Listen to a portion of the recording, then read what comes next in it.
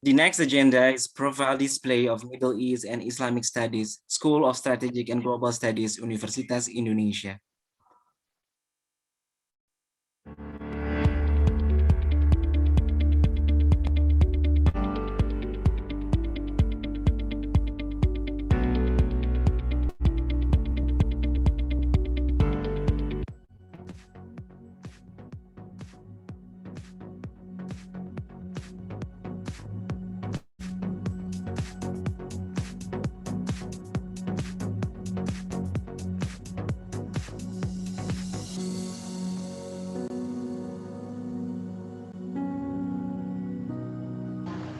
Kajian Wilayah Timur Tengah dan Islam (SKSG) Universitas Indonesia memberikan kesempatan kepada para mahasiswa untuk mendalami khazanah peradaban dan dinamikanya di kawasan Timur Tengah dan dunia Islam dalam perspektif strategik dan global. Tantangan dan peluang di kawasan ini dipelajari secara komprehensif dengan pendekatan multidisiplin, interdisiplin maupun transdisiplin dari aspek politik dan hubungan internasional, sosial ekonomi maupun budaya. Oleh karena itu, untuk berkontribusi di dalam memberikan solusi alternatif atas isu-isu strategik dan global di kawasan ini, kami hadir dengan berbagai peminatan unggulan, antara lain politik dan hubungan internasional di Timur Tengah, ekonomi dan keuangan syariah, industri halal, kajian Islam, dan psikologi Islam. Mari menjadi bagian dari Prodi Kajian Wilayah Timur Tengah dan Islam SKSG Universitas Indonesia. Kurikulum KTTI memberikan pijakan teoritis yang sangat diperlukan untuk memahami perkembangan terkini di Timur Tengah. Selain itu, penjelasan teori ini disampaikan oleh dosen-dosen yang sangat mumpuni. Kedua, KTTI selalu mengupdate isu-isu terkini di Timur Tengah melalui seminar-seminar yang menghadirkan para pakar dari luar Universitas Indonesia. KTTI juga memberikan fasilitas yang menunjang bagi kegiatan mahasiswa, kegiatan berupa akademis maupun non-akademis. Penunjang untuk kegiatan akademis seperti penyediaan jurnal-jurnal, jurnal nasional maupun jurnal internasional, dan juga berupa bahan bacaan seperti koran yang dapat diakses melalui hotspot di seluruh lingkungan SKSG. Lokasi kampus KTTI juga strategis, yaitu di Salemba, di Jakarta Pusat. Hal ini sangat cocok, sangat membantu bagi mahasiswa yang ingin kuliah sambil bekerja.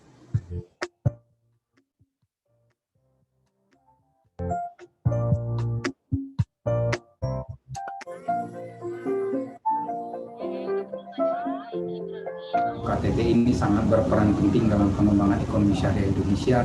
Seperti kita ketahui, Indonesia sudah mempunyai visi menjadi pusat keuangan syariah global, dan salah satunya pengembangan tidak hanya perbankan dan keuangan syariah, tapi juga industri halal, di mana KTTI sudah lama mencetak generasi-generasi dan pakar-pakar ekonomi keuangan syariah Indonesia yang sekarang sudah banyak berkiprah di lembaga internasional, di pemerintahan, dan juga di dunia industri. Kami sangat merasakan materi-materi selama kami menjalani atau pendidikan di KTTI, terkait sekali dengan apa yang kita hadapi saat ini.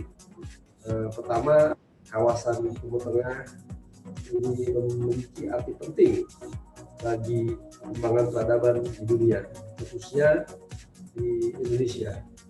Itu kami berharap kajian-kajian PSKTTI senantiasa memperhatikan perkembangan yang terjadi di kawasan Timur Tengah yang juga tidak terlepas dari kawasan dunia lainnya. Saya memilih kajian wilayah Timur Tengah dan Islam, Sekolah Kajian Strategi Global Universitas Indonesia, karena di sini memiliki prodi yang terakreditasi A di BAN-PT.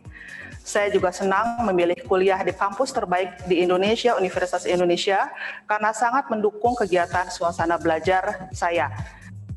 Di sini memiliki dosen-dosen yang memiliki latar keilmuan yang tinggi, kemudian fasilitas yang baik, semua mendukung kegiatan saya belajar. Saya yakin Indonesia sebagai negara muslim terbesar di dunia dan Indonesia memiliki hubungan yang baik dengan kawasan Timur Tengah, alumni-alumni KTTI dibutuhkan di masa mendatang. Dengan memilih KTTI, saya akan berkarir di jalan yang diridhoi oleh Allah.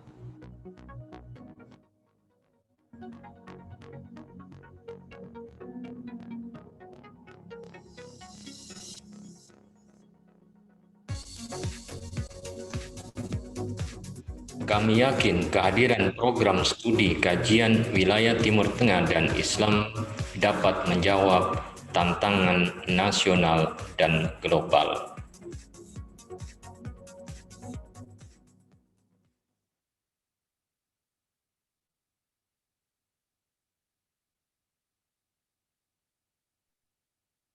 Thank you very much.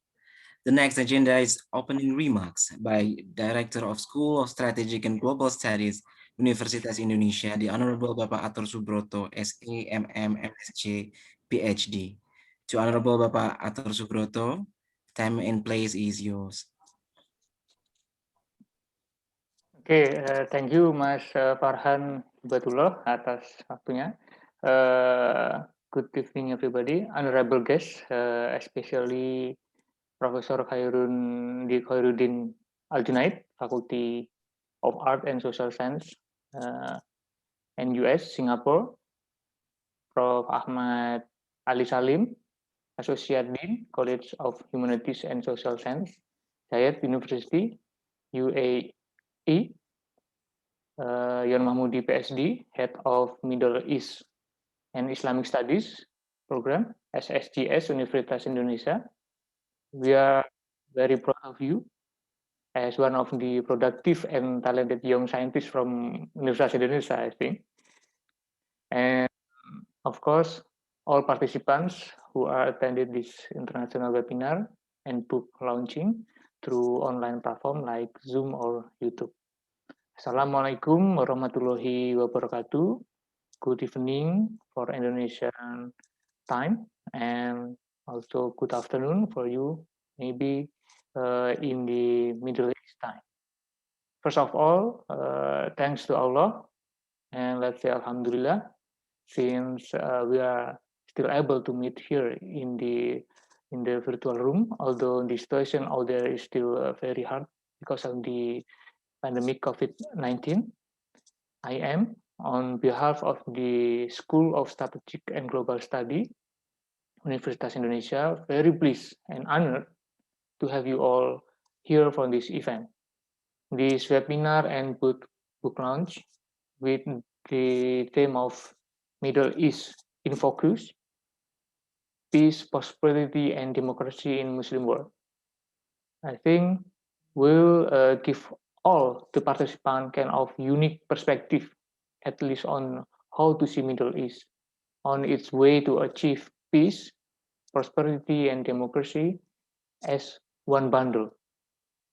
And for sure, based on the current situation, as we understood that it is now more dynamics there and also still have many complications. However, those dynamics with all its complexity will make the discussion in this webinar and launching more intriguing and also worth to follow till the end.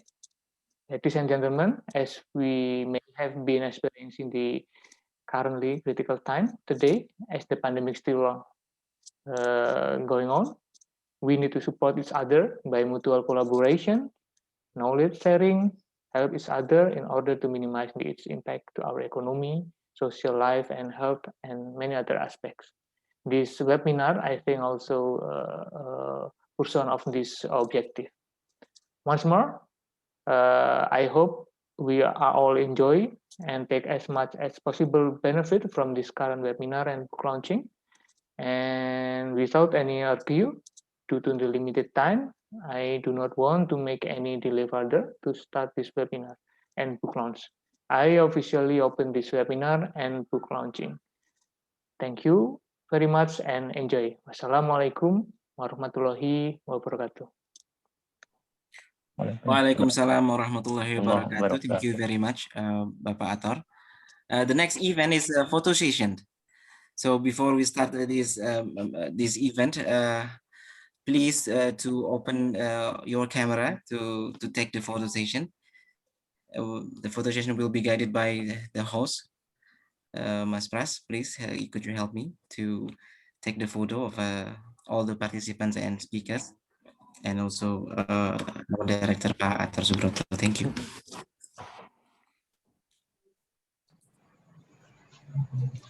Oke, 1, 2, 3. Next slide. Okay. 1, 2, 3. Next slide again. Okay, thank you. 1, 2, 3. Okay, I think enough, Mas. Thank you. Okay, thank you very much, Mas Pras. For your information, Pak Ator, Pak Yon, Professor Ahmad Salim, this event is currently being attended by more than 400 participants from various universities, both from within the country and abroad, such as Universitas Gadjah Mada, Universitas Islam Negeri from all of province, Universitas Nasional, Universitas Al-Azhar Indonesia, and also from King Fahd University. So we are very grateful for the great interest of all the participants, all the participants.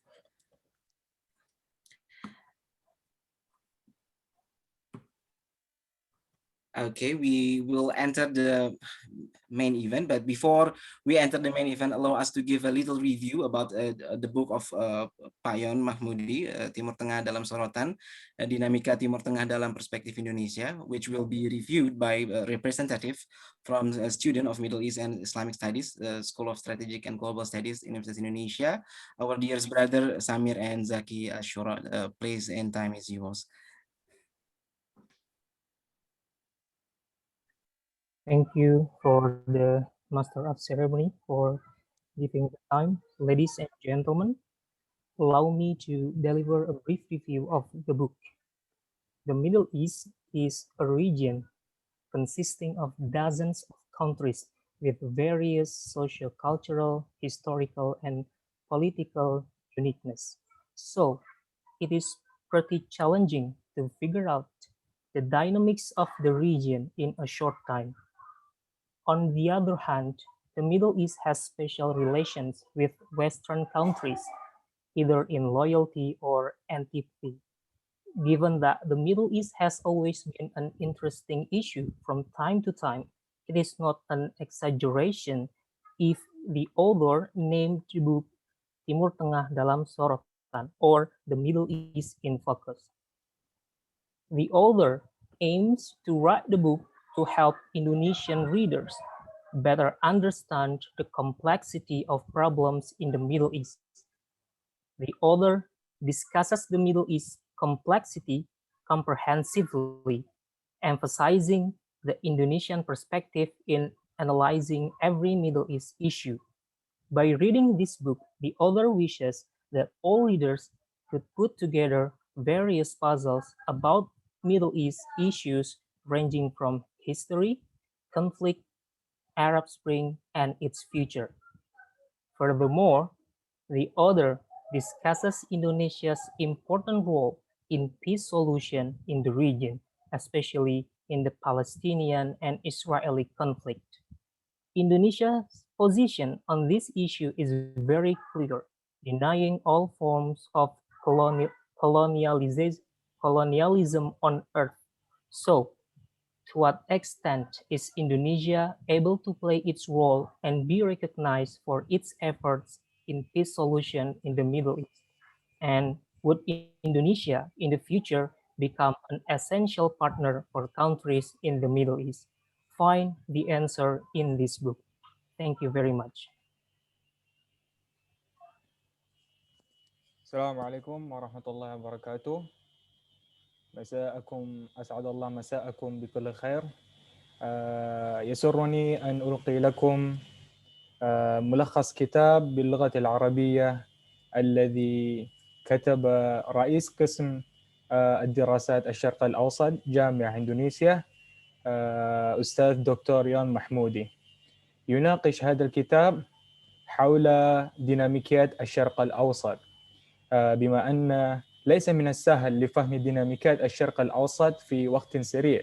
علاوة على ذلك فإن منطقة الشرق الأوسط هي منطقة تتكون من عدة دول بتفريدها الاجتماعي والثقافي والتاريخي والسياسي. الشرق الأوسط له علاقة خاصة مع الدول الغربية، سواء كانت هذه العلاقات مخلصة أم غليظة، بالنظر إلى أن الشرق الأوسط كان دائما له قضية مثيرة للاهتمام من وقت لآخر. فلذلك فليس من المبالغة وصف هذا الكتاب بعنوان Middle East in Focus.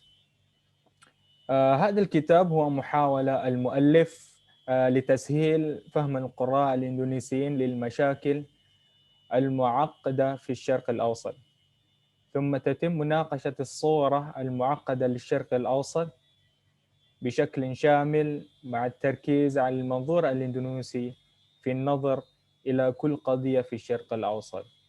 من خلال قراءة هذا الكتاب من المأمول أن يتمكن القراء من تجميع العديد من الألغاز حول قضايا الشرق الأوسط، بدءا من التاريخ والصراع Arab Spring ومستقبله. ويناقش أيضا هذا الكتاب إلى أي مدى تستطيع إندونيسيا أن تلعب دورها وأن يتم الاعتراف بدورها السلام في الشرق الأوسط، وهل ستصبح إندونيسيا في المستقبل شريكا مهما لدول الشرق الأوسط.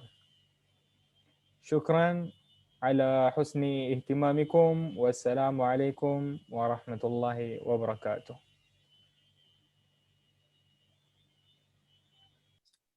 Waalaikumsalam warahmatullahi wabarakatuh. Thank you very much, Samir and Zaki Ashura.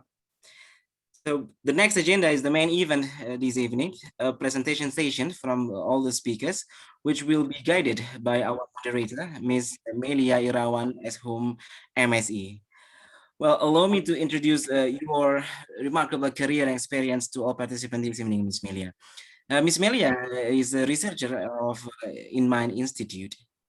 She was also a recipient of Nostra Aetate Fellowship in Interfaith Dialogue at the year 2020 in Vatican, Italy. She was also an alumni of Middle East and Islamic Studies, School of Strategic and Global Studies, Universitas Indonesia. She was also a former expert staff of the House of Representatives, Republic of Indonesia. And she has a lot of experience to be a moderator or to be a master of ceremony in various occasions. So Ms. Melia Irawan, time is yours. Thank you very much. Hello, thank you very much to MC, Mr. Farhan Hibatullah. Assalamualaikum warahmatullahi wabarakatuh. Waalaikumsalam warahmatullahi wabarakatuh. Good evening, everyone.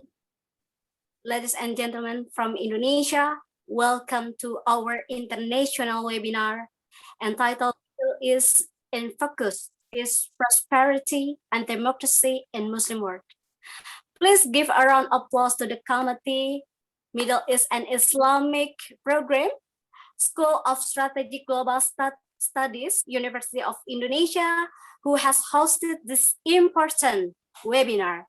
I would like to thank you very much for inviting me as moderator for more than an hour to accompany you all and accompany expert speakers today to discuss about the conflict and the future of Middle East, especially about the Muslim world. I'm really highly appreciate to all participants who come from various institutions and various provinces in Indonesia, from Sabang to Merauke, and also from overseas or abroad, from Turkey, Saudi Arabia, Egypt, Amsterdam, etc. That's very fantastic for me because more than 400 who have registered for this webinar. That's not including from YouTube channel. And I want to say hello to YouTube channel. Thank you very much for coming to listen and maybe discuss about the Middle East area studies. Well, this is because the topic presentations is very interesting. Middle East is sexist issues, not only for Indonesia, but also for global community. Or maybe it's because there are 3 speakers who expert in this area. So we are so exciting for this webinar. So we would like to have a closer to 3 speaker. So I want to say hello to first speaker, Pak Ion Mahmudi. Hello, Pak Ion. Assalamualaikum, Pak Ion Mahmudi, PhD. Waalaikumsalam warahmatullahi wabarakatuh. Thank you very much, May. Okay, Pak Ion. Yeah. Pak Ion, he is head of Middle East and Islamic Studies program, University of Indonesia.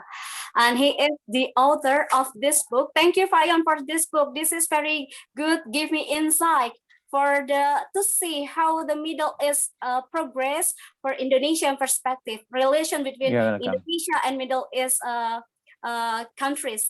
Pak Ion, he's got a doctorate from NU, Australian National University, Canberra in 2007, with a focus in Islamic politics in Southeast and Middle East.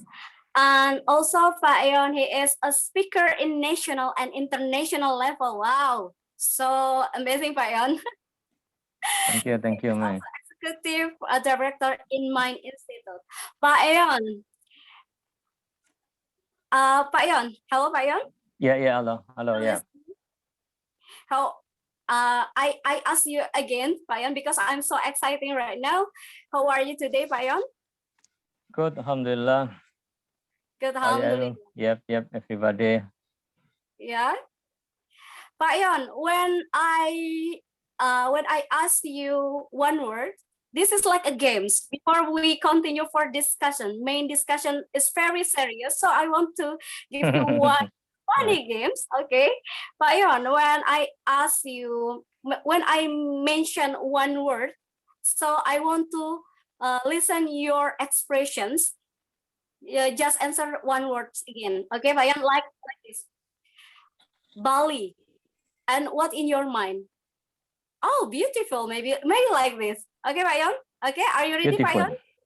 Beautiful. Are you ready? Yeah. Okay, Pak Ion.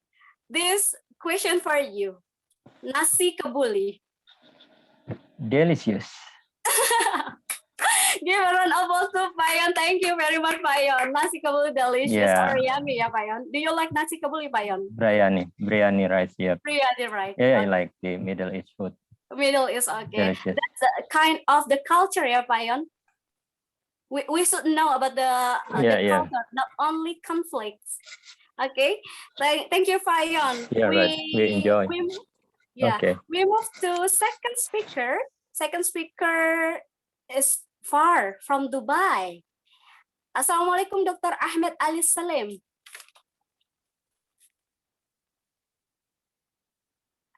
Hello, Dr. Ahmed. Yes, I am unmuted myself. Alaikum salam wa rahmatullahi wa barakatuh. Dr. Ahmed, كيف حالكم؟ دكتور؟ بخير والحمد لله، وكيف حالك أنت؟ أنا خير الحمد لله. شكرا كثيرا لحضوركم في ندوة الدولية اليوم. هذا شرف لي. أيوة. فرق بين إندونيسيا ودبي 3 ساعات. نعم. أليس 3 كذلك؟ ساعات. نعم. Masya Allah. Thank you very much, Doctor. We are really appreciate and happy you come here to participate in this precious moments. I think this can make us mind blowing to understand about Middle East.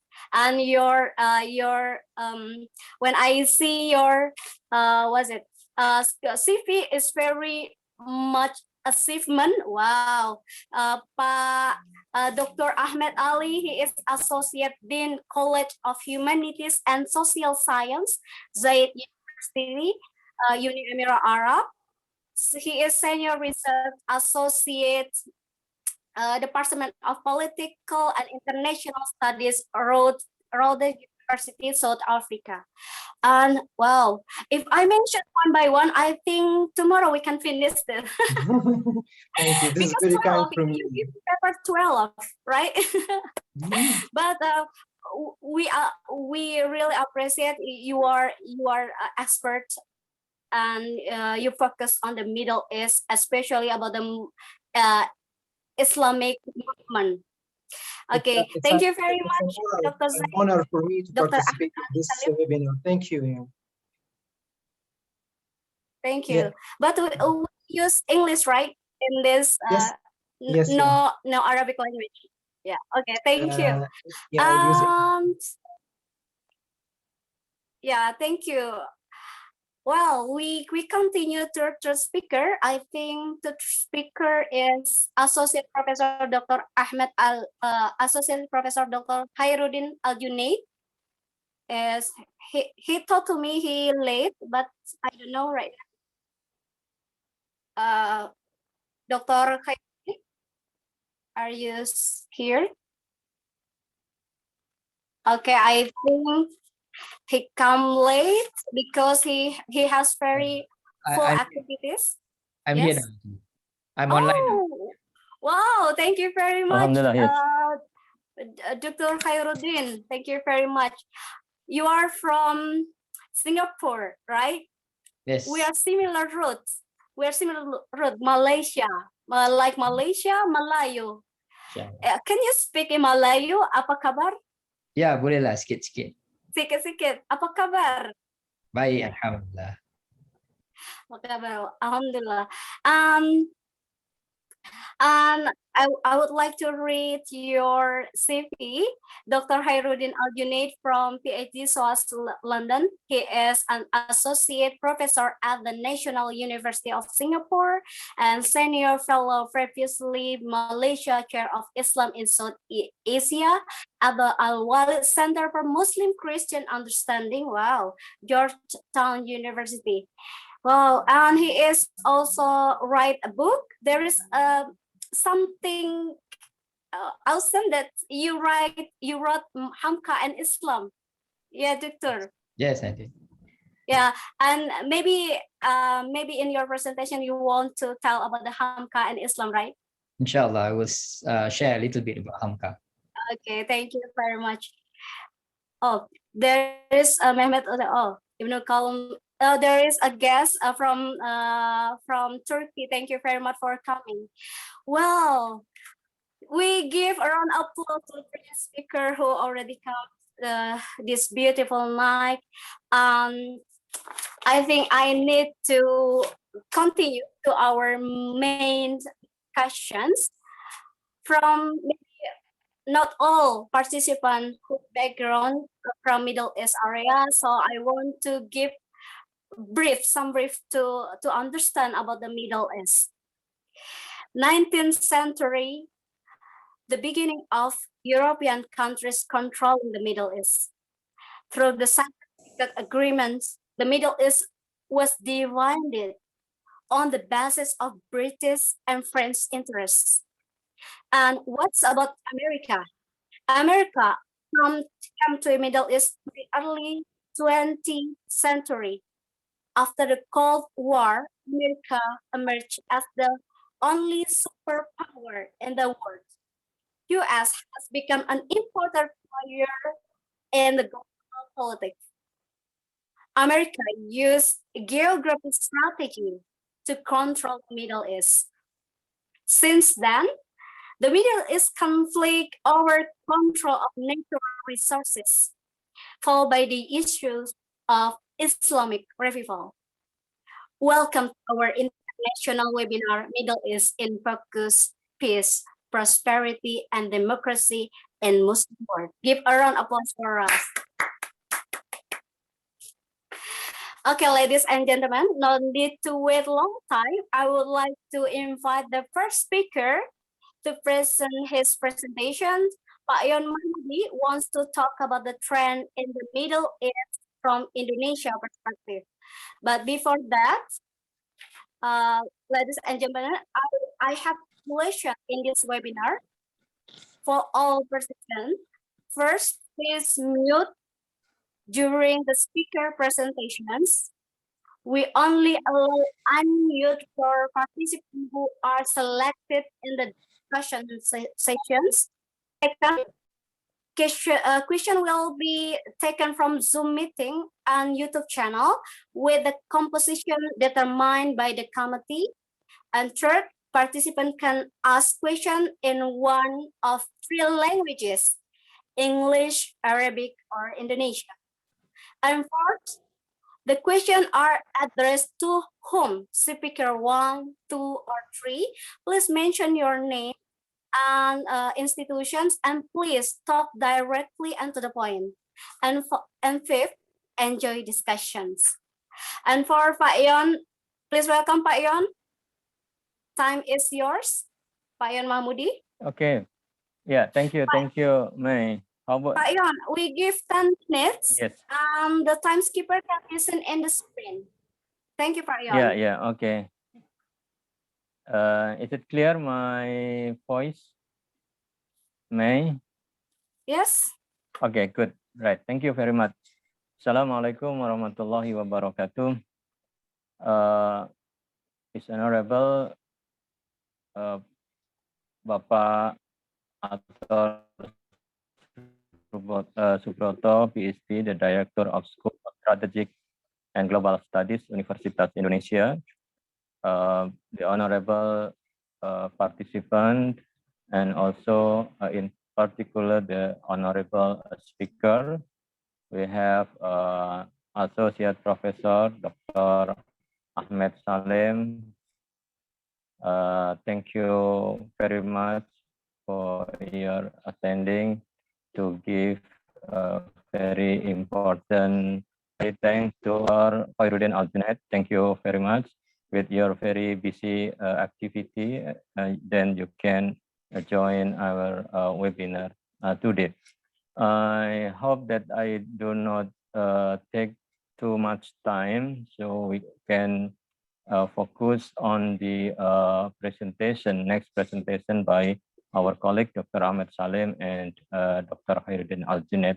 So I just want to give kind of introduction to this webinar and also introduce the books that I already wrote in Indonesia, actually, but the aim of this book is to give the reader in Indonesia to understand the dynamic of Middle East in Indonesia perspective, because it is very important to see, to have the position regarding the issue of that happened in Middle East and the Muslim world, because all that happened abroad in Middle East and Muslim world actually also influence the dynamic of Indonesia in general. So I think we have to know our position in order to see the objective and also the comprehensive issues that happen in Middle East. Let me start my presentation on the Middle East trend and their influence on Indonesia. I hope the committee can share the PowerPoint, because here I cannot share my PowerPoint. So please to share the PowerPoint presentation. The Middle East trend and influences on Indonesia. So we can go to the next paper, please. Talking about the Middle East, we often see about the various conflicts in Middle East, but here we want to in Middle East to have another in here perspective actually about the peace, the prosperity, and also democracy in the Middle East and Muslim world, because it is, I think, very important progress that we want to see in the future. But let's see also give a brief understanding about the various conflicts in the Middle East. For instance, we have the internal conflict, the long-lasting conflict between the Palestinian and Israel. So we also have current Yemen conflicts, Libya, Syria, Afghanistan, Iraq, Lebanon.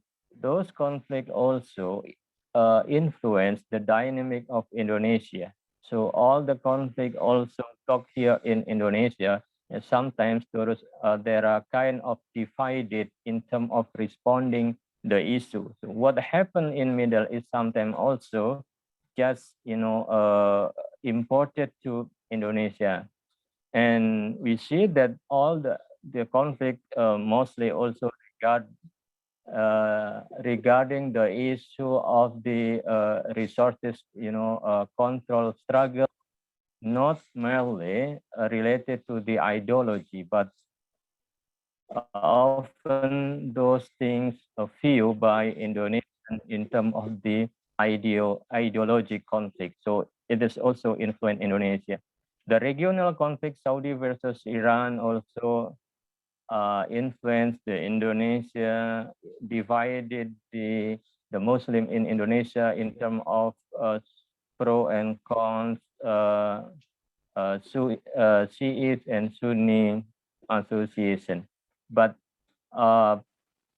in contrast to those conflict influence to Indonesia, we also have to think how Indonesia also give influence to the dynamic of the Middle East. So the role of Indonesia, I think, important to see not only become the victim of all the conflict and then influence Indonesia, but also we have to see how the role of Indonesia in contributing, keeping or give a kind of the future alternative solution to what happened in Middle East and Muslim world. So the next file, please. The conflict in the countries, usually those are, we can see in natural very rich in natural resources. Those are very rich in natural resources, and we can see also socially fragmented, polarization between the ideology, ethnicity, and other things. So there is no kind of unifying factor to make the cohesive. As said, also we have the characteristic of those in conflict country sometimes have a high dependent on foreign. We see about the Cold War between the United States and Soviet, and right now the Russia. Those power actually divided Middle East and the Muslim world into big conflict. Okay, the next, please. Then there's also another trend that we have to see. Some country return to the authoritarian regimes. So if they are not, slip in the conflicts, some kind of the authoritarian regime, military-backed regime, such as we do have the development in Egypt right now, ruled by the military, Sudan, Algeria, and also other country in the Middle East show this kind of trend. And another trend, I think we can see countries with the monarchy system, mostly the rich country. We do have the Saudi Arabia, United Arab Emirates, the beautiful country that Dr. Salim come from, I think, United Arab. Then Kuwait, Oman, Bahrain, and Qatar. Those are most, I think, stable country, rich country, but also have variety, degree of little bit issue regarding about the peace, prosperity, and also the democracy that. And I want you to see about the how we see the general trend of the Middle East and Muslim world in terms of happiness index indicator. So we can see the indicator, for instance, about the level of the income. Yeah, if we see those Gulf countries for sure have the very high income, and also regarding about freedom, how free the citizen to determine their own issues. So there is kind, I think, variety degree among those countries, and also how big the trust of the people to the government. So it become the issue that we can see how the happiness index can see.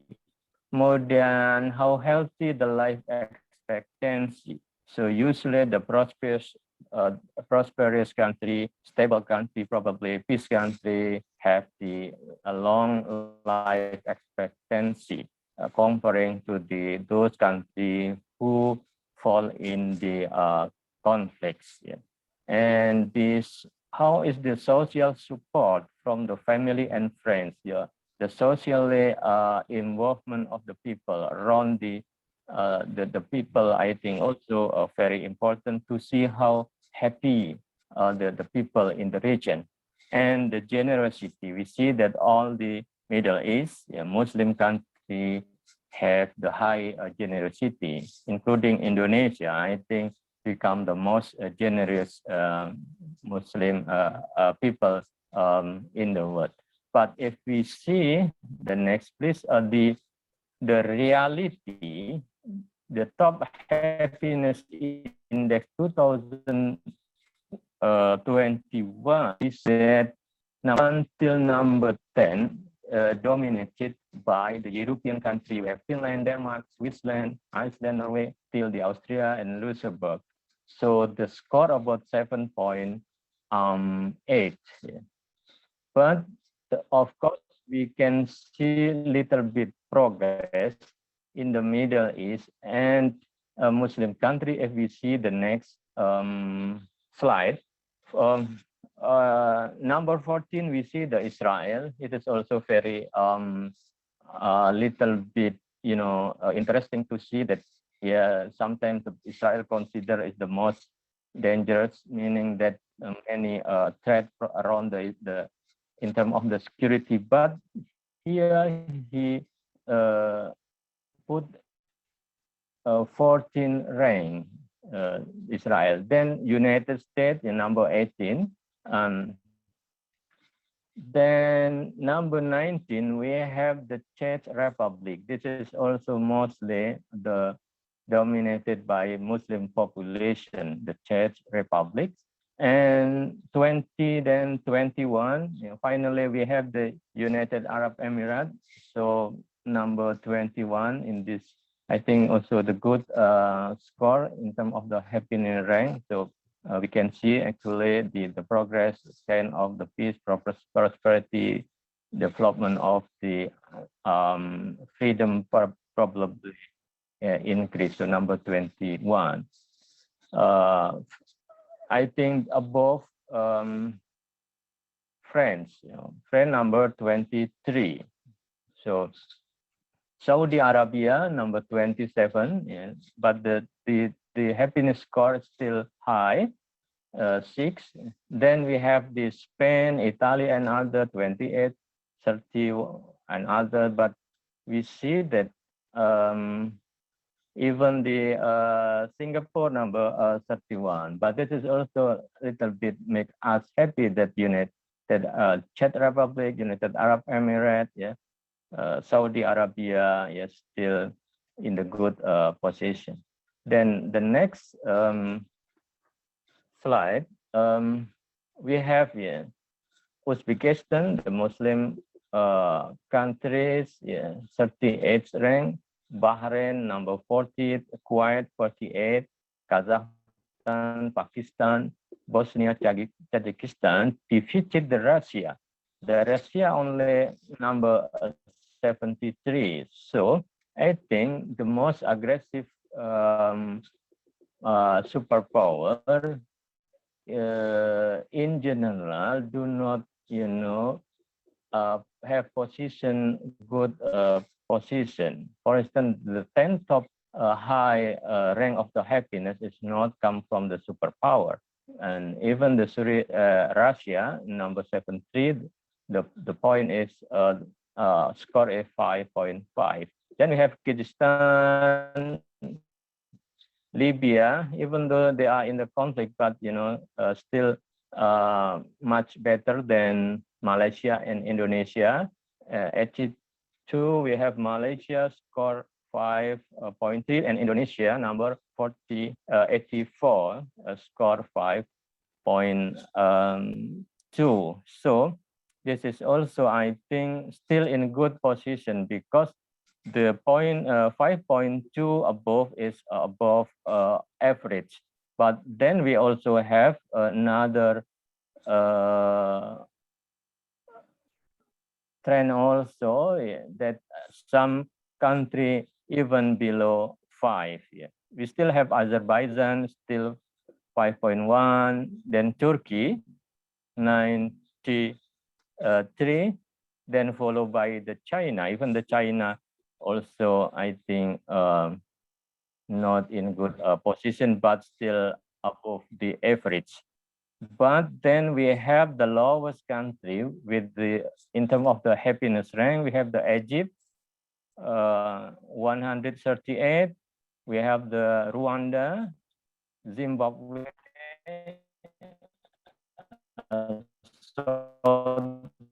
Sudan, and it's very iron, the country most rich in natural resources, but in terms of the happiness rank is in the lowest level. Then because of probably less, peace, less prosperity, and less democratic. So this is also interesting. We can see. Then the new development, we have to see the progress in the Middle East and the Muslim world. Yeah. It is, I think, give a promising in terms of my opinion. First, normalization between Saudi and Qatar is good. Before there is kind of normalization between some Gulf country with the Israel. So we quote unquote, it is good for the Muslim country or not, probably need to be addressed.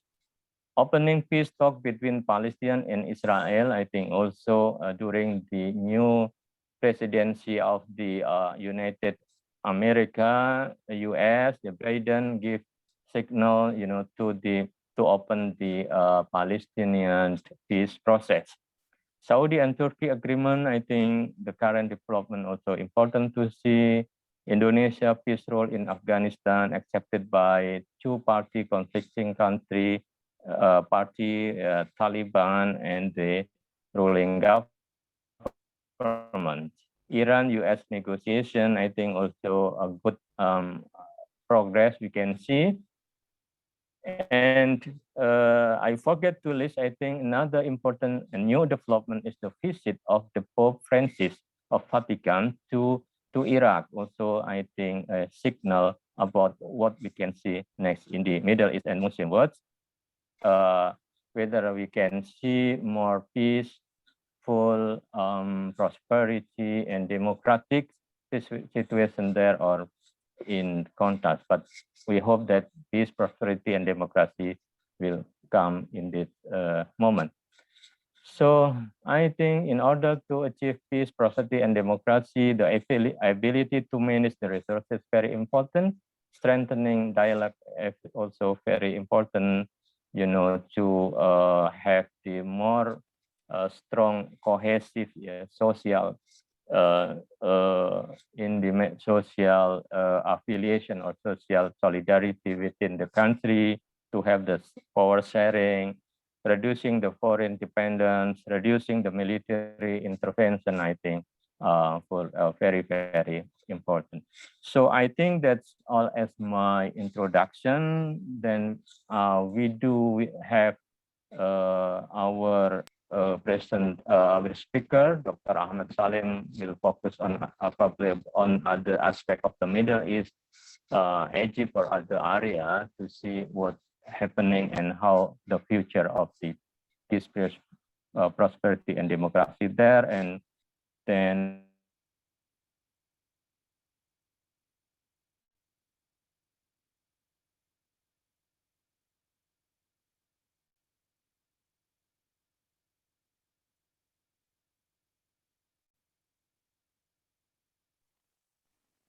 yeah, okay, I think that's all. Thank you very much. Assalamualaikum warahmatullahi wabarakatuh. Waalaikumsalam warahmatullahi wabarakatuh. Thank you very much, Pak Ion, for your insight. This is like mindfulness for us to know. We can see that I'm so surprising as Middle East Middle East alumni to see that the progress of Middle East countries like Pope Francis came to visit to Iraq, that the signal to peace. Hopefully that the peace in Iraq, and also modernizations in Saudi Arabia, that's also the sign of the Middle East. I think that I have questions, but I give to next speaker first, because this is important to continue for the second speaker. I would like to invite Dr. Ahmed Ali. Please, Dr. Ahmed Ali. Hello, doctor. Can you hear me? Dr. Ahmed? Yeah. Yes. Dr. Ahmed, yes, you want to talk about promoting or resisting change in Egypt. The United States in Egypt in transition post Arab Spring. If we know that Arab Spring, that's look like hope for Middle East, for Islamic movement. But how you see it, and please, Dr. Ahmed, your time for you. Thank you very, very much. Thank you, Milea, and I would like to thank the School of Strategic and Global Studies and the Department of Middle Eastern and Islamic Studies for inviting me to this webinar. It's an honor for me to participate in this webinar and to address this excellent group of people. I would like also to congratulate Dr. Mahmoudi for publishing this interesting book. And I think the three aspects addressed are very interrelated. Peace, prosperity, and democracy. And I wish if I had time to address them all, but I'll focus on one of them only. That is democracy or good governance for gentlemen. I'll use the speaker, the microphone, in order to avoid some voice troubles here.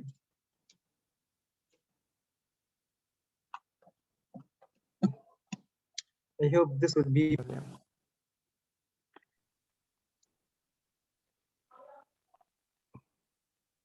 Yes. I wonder if I can share the part that I prepared, or it's not available for me to do that yet. Malia? Yes, doctor. Okay. Can I share the PowerPoint? Yes, Yes. Now I can see. I can share it. Great. Yes. Well, as was said in the introduction, I'll focus on the roles of foreign powers on the democratization of Middle Eastern countries, in particular the Arab countries that witnessed uprisings known as the Arab Spring. beginning in 2011 and lasting until very recently with demonstrations in Sudan, Algeria, and other places.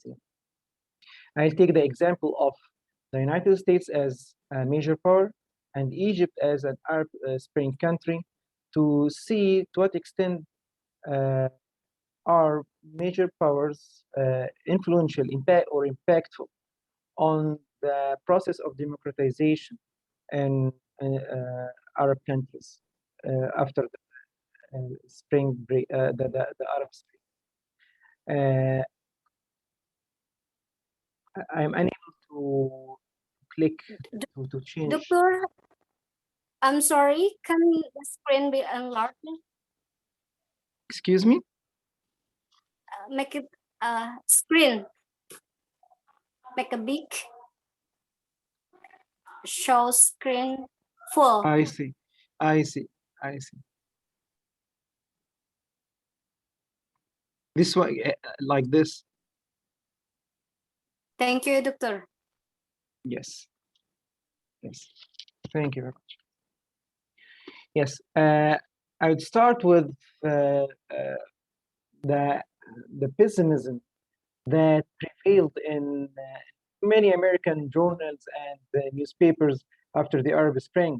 Some American journals consider this Arab Spring as they called it, American fall in the region, and that idea was very much prevailing in 2011 in particular, because it was said that the rise of democracy in the Arab region was the beginning of the demise of American influence in the region. That's why some journalists called it an American fall. Others called this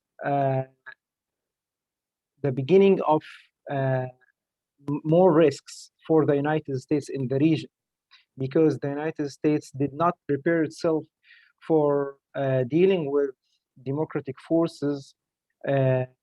It used to deal more with the autocrats and dictators, but for the first time, it will have to deal with popular demands and pressures in the Middle East. So some consider this a new risk, and that risk would overshadow the opportunities that the United States might benefit from the Arab Spring. Another writer considered that the U.S. position in the region has been already weakened due to this rise.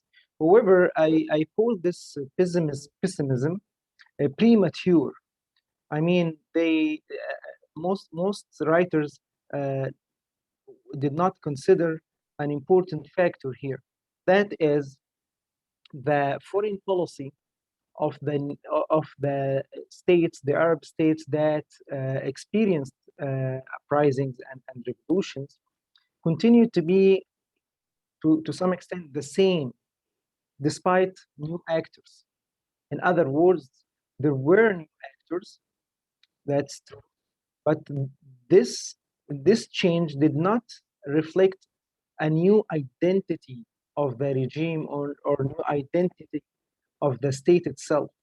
So it was only about changing the actors, changing the players, those who are playing the foreign policy game, but not the game itself, not the rules of the game, not even the identity of the foreign policy of those countries. That's why the United States was able to maintain good relations with the new actors, and not only that, it was able to prevent any serious damage to be inflicted on its major interests in the region. I call it a U.S. attempt to induce the new players to play the old game. So we have new actors, but playing the old game. And nothing is clearer than the example of American-Egyptian relations during that time to give us a better overview of this. For the United States, Egypt is a strategic partner for sure. Egypt is very important to the United States because it's a key in protecting two outstanding U.S. interests in the Middle East. The first interest in the Middle East is about maintaining uninterrupted flow of oil from the region to American and world markets. The second most important interest for the United States in the region is to maintain the regional imbalance of power. I call it imbalance because the United States always tries to keep Israel more powerful than the Arab states surrounding it. So this imbalance is an interest for the United States. Egypt is a key for the United States to achieve these goals. First, Egypt controls the Suez Canal, through which a huge percentage of oil goes through. So it's important to secure the Suez Canal, and Egypt is taking care of this. Egypt is also the most powerful country in the Arab camp of peace with Israel. And as you know, it started relations with Israel before any other Arab state started relations with Israel, officially speaking, at least. Yeah. So Egypt was important and is important to the United States. Now, before the uprising, the United States was comfortable dealing with the Egyptian regime at that time, represented by President Mubarak, despite his dictator rule of the country. That was not a major concern to the United States. However, after the uprising and the sudden change in the political leadership in the country, the United States had to adapt. And the United States was not prepared for this change, by the way. I can give you an example of some of the statements made by US officials, including Hillary Clinton, who was at that time the Secretary of State, who expressed her confidence in the stability of the Mubarak regime and the necessity of him to be in power and to supervise the transition.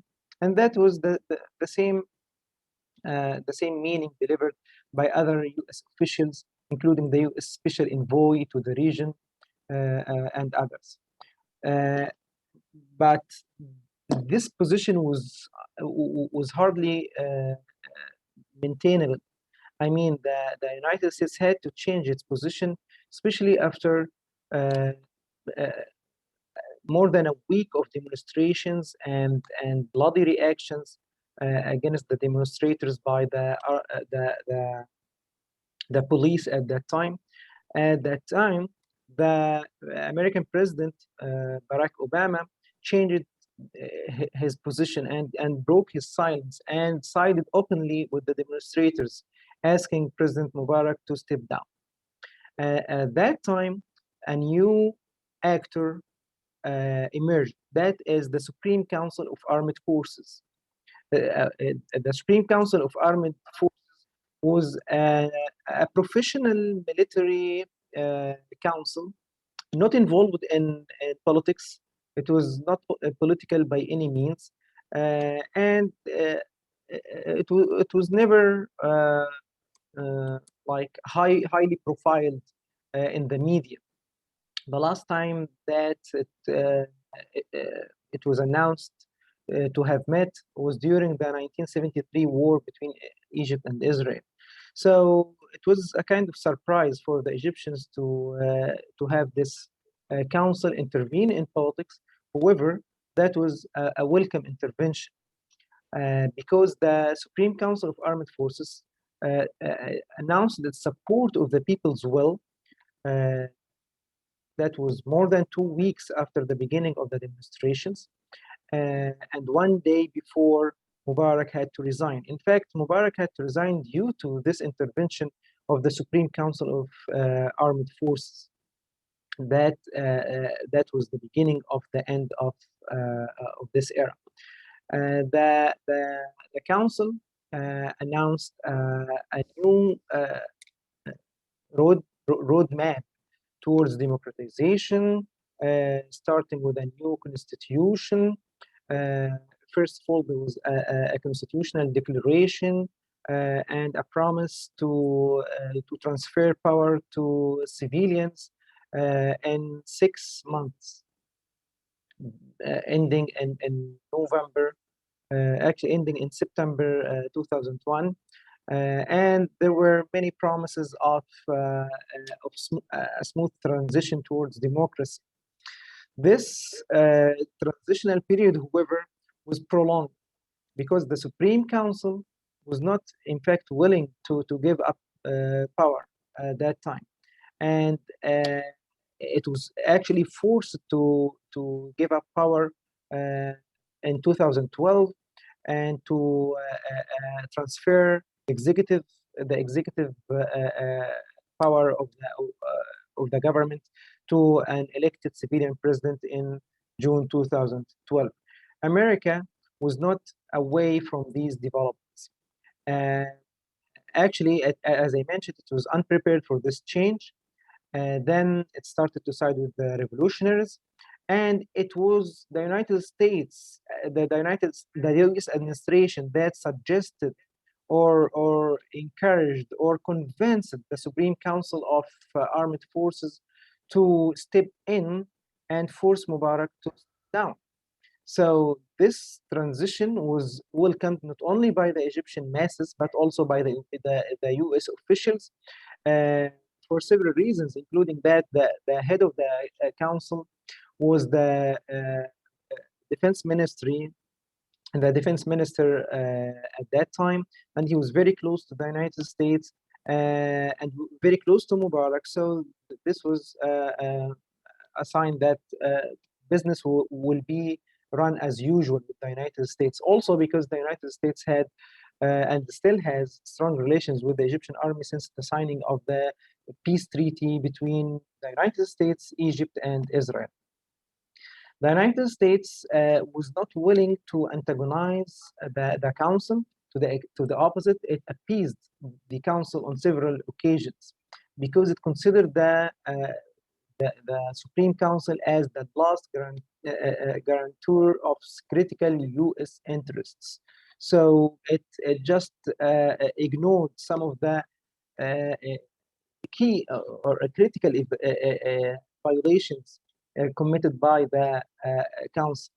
Even when the council was reluctant to fulfill its promise to respect human rights and to democratize, the U.S. only reacted in a very benign way, in a gentle way, in a verbal way, asking the council to fulfill its promises and to respect human rights. And there were two incidents, one in November and one in December, when the council crashed the demonstrators, killing tens of them, injuring hundreds of them, and I mean many other violations of human rights that were denounced verbally by the U.S. administration, but nothing else. Nothing else means that the U.S. continued to appease the council. On the other hand, the council served as a protector of U.S. interests in Egypt and the region. For example, some of the new bold initiatives in foreign policy made by the new government, which was supported by the revolutionaries, such as to reach out to the Palestinian groups, to reach out to Iran and others, that didn't please the United States, and the council just failed all these foreign initiatives. I mean, it didn't let them thrive. The council also changed its position on foreign funding of civil societies. In the beginning, it was against this foreign funding of civil societies, that was a sign of rejecting foreign intervention in Egyptian affairs. However, later on, it changed its position and accepted this foreign funding of civil societies.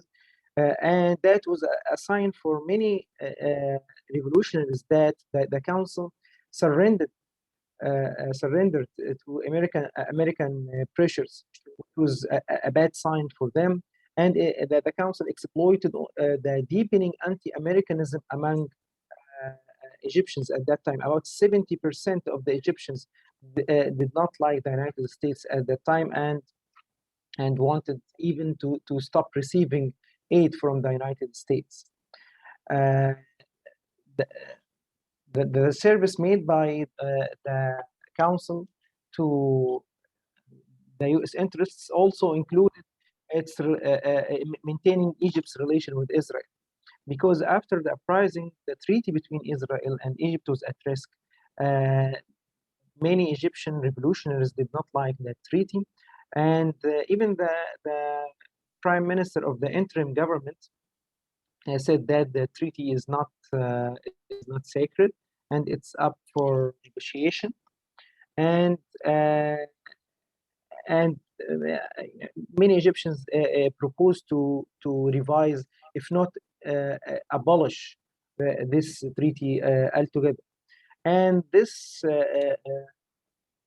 tension reached a peak when the Egyptian demonstrators besieged the Israeli embassy in Cairo, demanding the Supreme Council to take revenge against Israel because Israeli soldiers shot down Egyptian soldiers on the border. The American officials, including President Obama and others, intervened and spoke to the leaders of the council, and that led to easing out this tension. So the council responded to American demands or requests to ease this tension. To conclude, I would say that the Americans consider themselves patient with Egypt at that time. And according to an American official, the U.S. Treated the Supreme Council with a strategic patience in order not to let any differences or disagreement during the transitional period to impact the the relations between Egypt and the United States on the long run. However, for many Egyptians, the U.S. intervention in their affairs was too much, and they dreamed of a more independent foreign policy. They dreamed of a smaller role for the U.S. in Egypt, and they just wanted to change or to turn the page of Mubarak altogether, because they considered the U.S. as supporting Mubarak up to the last minute, and that was true. The U.S. for many Egyptians was over-identified with an unpopular dictator, and for the first time in several decades, the U.S. found itself obliged to try to convince the Egyptians of the merits of the alliance between Egypt and the United States. However, it failed to convince the Egyptians that it solved the conflict between the U.S. ideals of democracy and good governance on one hand, and its material interests on the other hand, because it always prioritized its material interests over democratization. My conclusion ends with a call for foreign powers, including the United States, to try to support stability through democratization and not to ignore democratization and good governance. Thank you very much. Thank you very much, Dr. Ahmed Ali. Can you hear me? Yes, I can hear you. Hello? Yes, I can hear you. We can hear you. I can hear you. Yes, we can hear you. Okay. Thank you. Yes, I can hear you. That I get something important to see the Egypt. Yeah, go ahead, Egypt. May. We can hear. Yep. Okay. Egypt is important for Middle East. I get to something that is the key state in assisting both goals that control the Suez Canal and the most powerful stem of peace with Israel. The voice is not clear now. Tur, can you? Hello? Yes, now I can hear. Yes. Okay. We get something important for to see Egypt transitions, that Egypt important for Middle East because of it's more for Israel, Palestinian Israel, and also there is this canal, and I think that America the result of transition. Is that correct, Doctor? Again, what's about the transition again? America disappointed with the result of transitions. Yes, it disappointed many Egyptians because it didn't support Okay. civilization. Yes. Okay. At that time. Okay. And Egypt Well, is we only know one that. example, actually.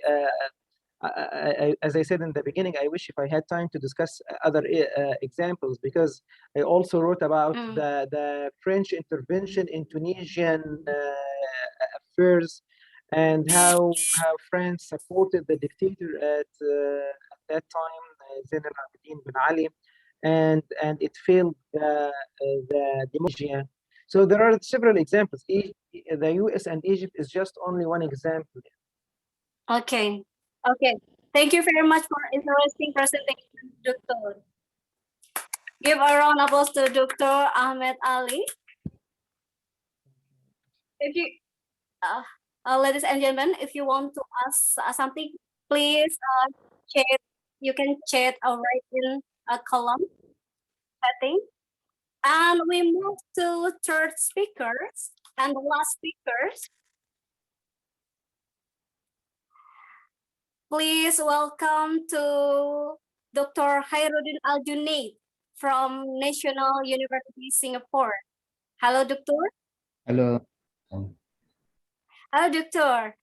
Before we continue, I have questioned why are many Islamic countries poor and always in conflict? Please, you want to talk about the 5 Muslim minds toward a sustainable future for Islam, right? Yes, okay. Let me share my slide. Okay. Okay. Time is yours, Doctor. Okay, can you see the slide? Yes, okay. Yes. Yes. Okay, Assalamualaikum warahmatullahi wabarakatuh. Alhamdulillahi rabbil alamin wassalatu wassalamu ala asyrafil anbiya'i wal mursalin wa ala alihi wa sahbihi ajma'in. First and foremost, I would like to thank the organizer and especially my very good friend, Dr. Yuan Mahmudi for inviting me for this very Thank you, Doctor. Conference, and congratulations, Professor, for your book. I hope to read it as well, and I think this is a major contribution to the field of not only Middle Eastern studies, but also the study of the Muslim world in general. What I'm going to share about today is actually very much related to Professor Yuan's book, which is to look at the current state of the Muslim world in general, and not only the Arab world, in our attempt to understand what is actually happening and what can we do to construct a better future for the region. Are you hearing some kind of echo as I speak? No, eh? Is it clear? Is it clear? Very clear. Yep. Yes. Yeah, there's no echo. Okay, I'm listening some. I'm hearing some echo. Okay, never mind. So what I'm going to share about today is basically the crisis that we are facing right now as Muslims all over the world. And this crisis is not something that we should dwell in for too long, because whenever we see problems, we encounter more problems, and then we get caught into the web of so many problems. What we need to do now is to shift our attention from not only looking at problems in the Muslim world, but also think about ways to ways where we can learn. And I'm trying to make the argument today that we can come out from many of the crises that is faced by Muslims all over the world by changing our minds.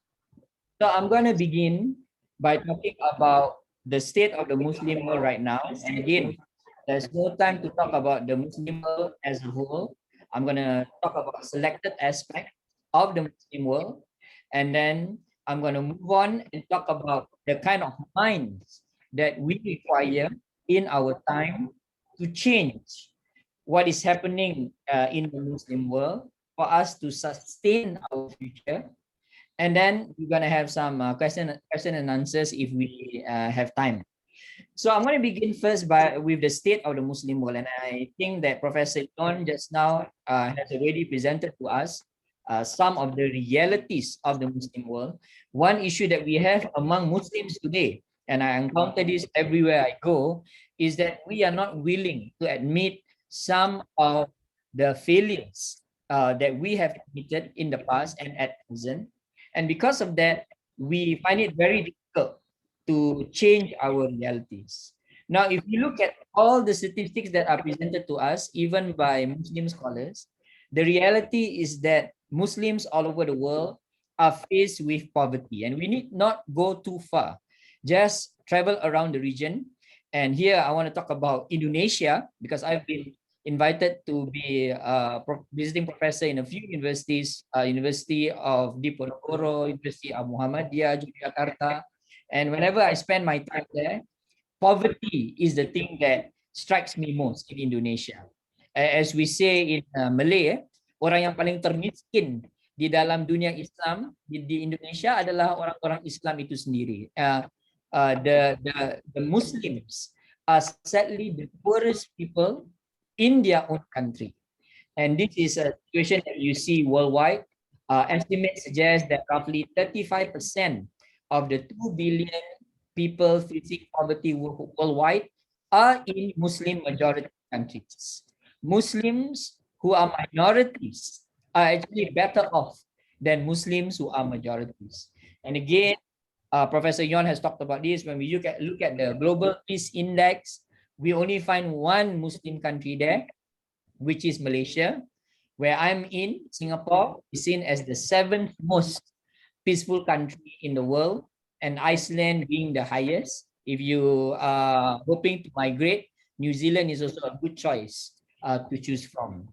And then again, a lot of studies have been done about violence, and it is found that the Muslim world, and just now Professor Ahmad was talking about Egypt, the Muslim world, the Muslim majority countries are actually the most violent countries that you can find in the globe today. Of course, violence is not unique to Muslims. It is a human problem. But the reality is that everyday violence is more prevalent in Muslim countries than in other parts of the world.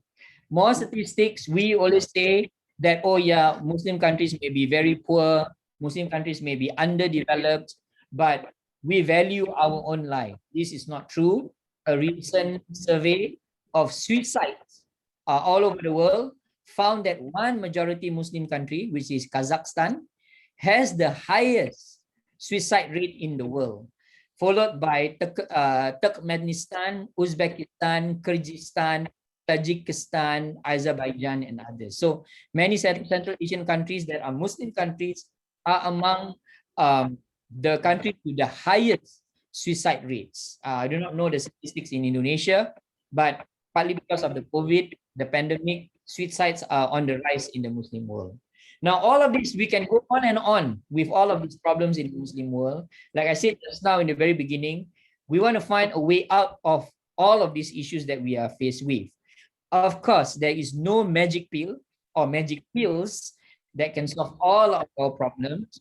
What I am trying to argue here is that to solve many of the issues that we face in the Muslim world today for a sustainable future, we need first to change our minds.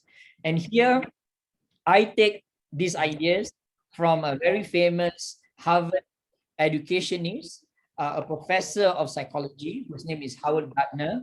I would fully encourage everyone here listening in to read his book, 5 Minds for the Future.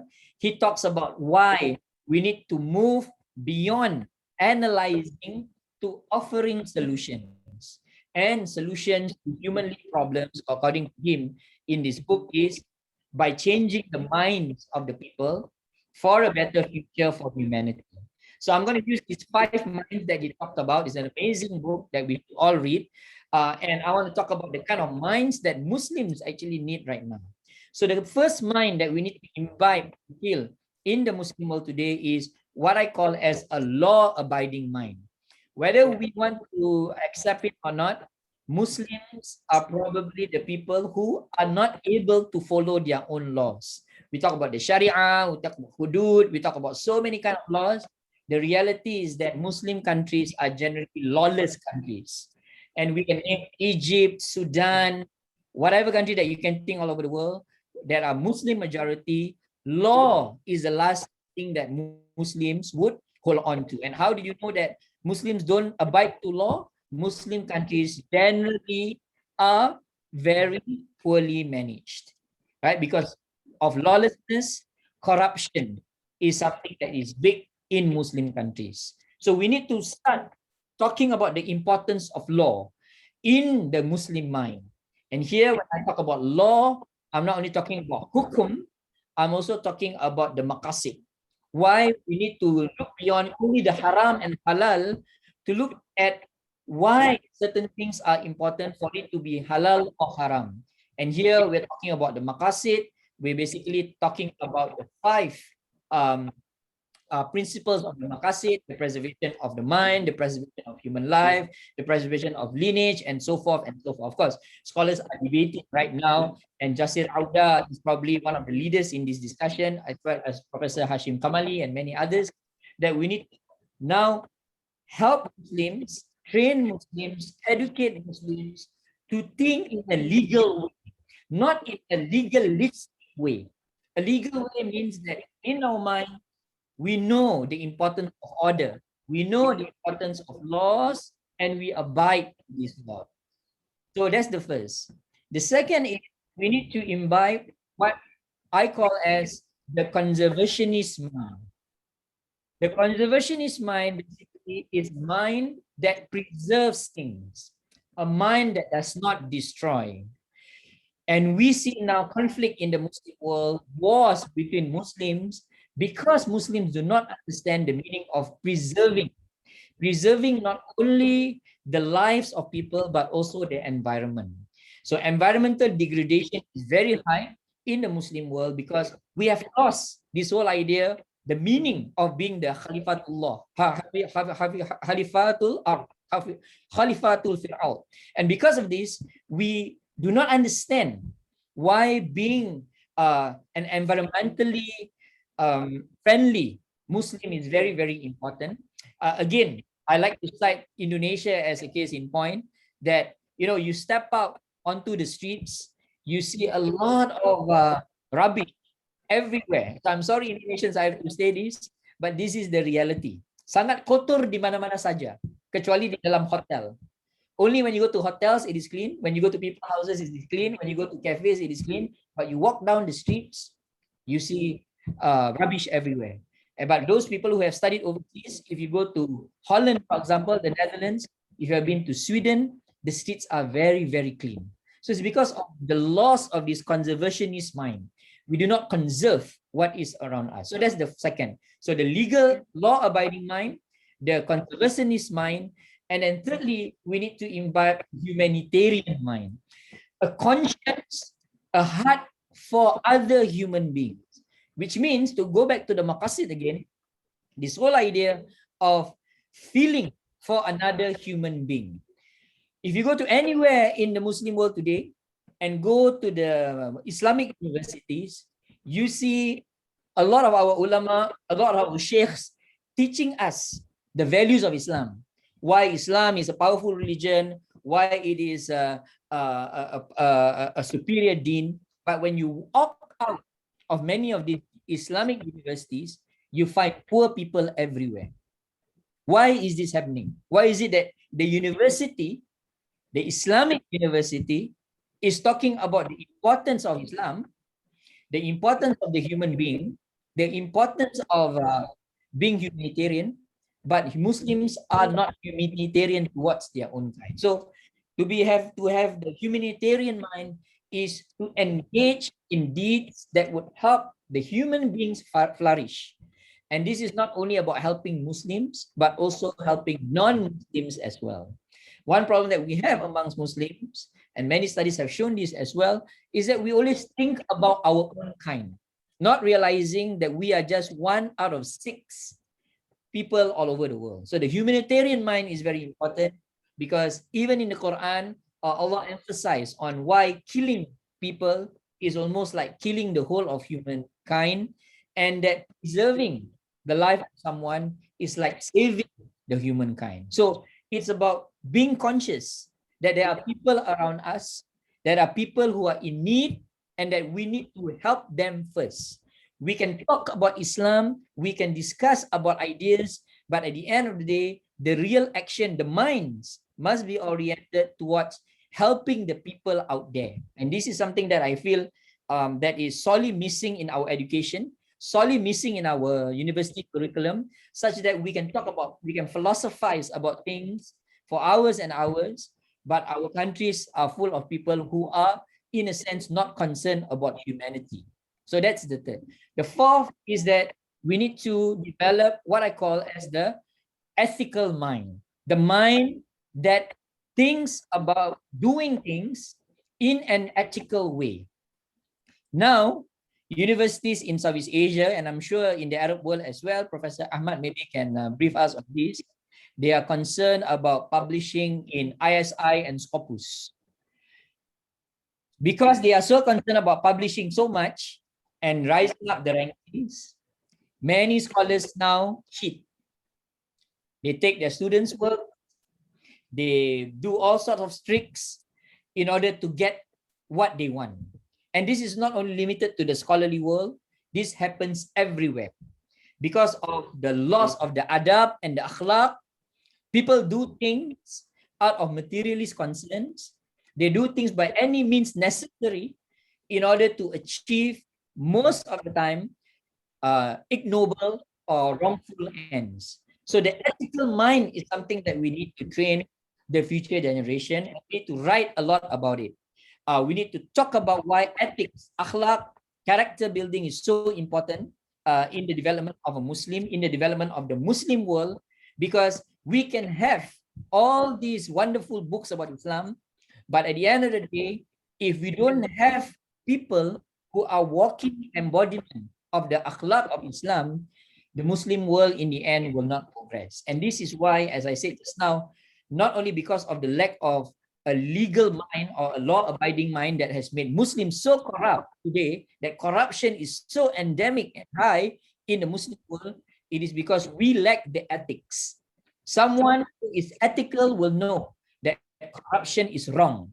But if his mind does not see that corruption is wrong, even if there is a law, he will break the law. So the ethical mind is very, very important. The former president of Bosnia once said, all power in the world starts out as moral firmness.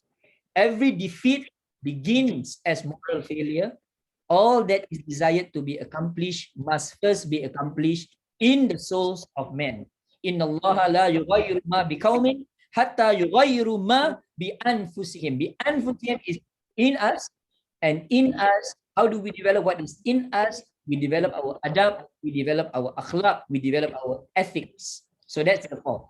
And then last, and this is something that I discussed in my recent book, Hamka and Islam, where I talk about a local scholar, Hamka.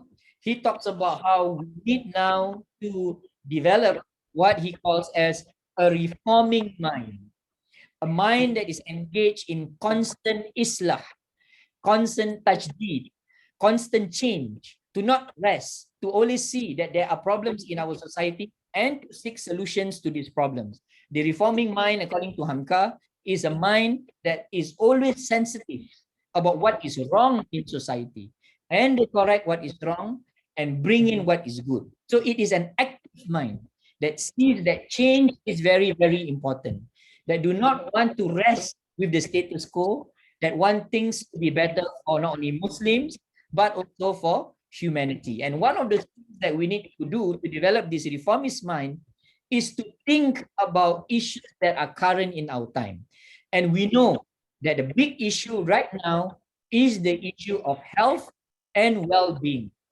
We need to reform how Muslims look at health and well-being. And this stems from our idea of science. Until today, Muslims are thinking about science in a very, very mystic and out of the world way. We still believe in a lot of superstition and things like that. And people like Osman Bakar, for example, who did research on the history and philosophy of Islamic science, showed that Muslims were very, very scientific. Muslims are always very concerned about science, especially medical science, to make life better for the Muslim civilization, for other civilizations. So to be having the reforming mind is to engage in issues that are pertinent in our time.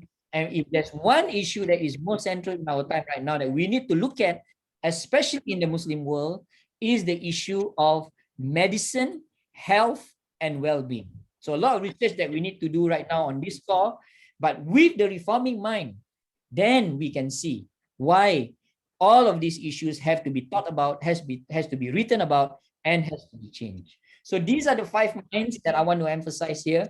And I'm saying that with these 5 minds, the law-abiding mind, the ethical mind, the reforming mind, and so forth and so forth, we can bring about new ways of thinking about Islam.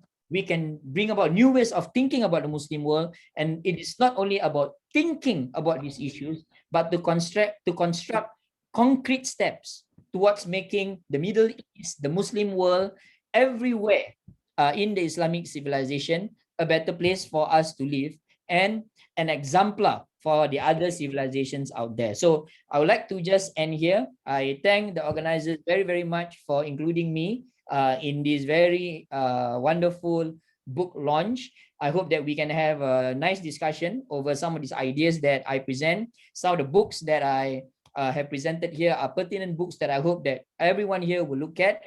Let us now engage in the changing of the Muslim minds to develop these 5 minds for a sustainable future for the Muslim world. Aqulu qouli hadza wa astaghfirullahal azim li wa lakum. Assalamualaikum warahmatullahi wabarakatuh.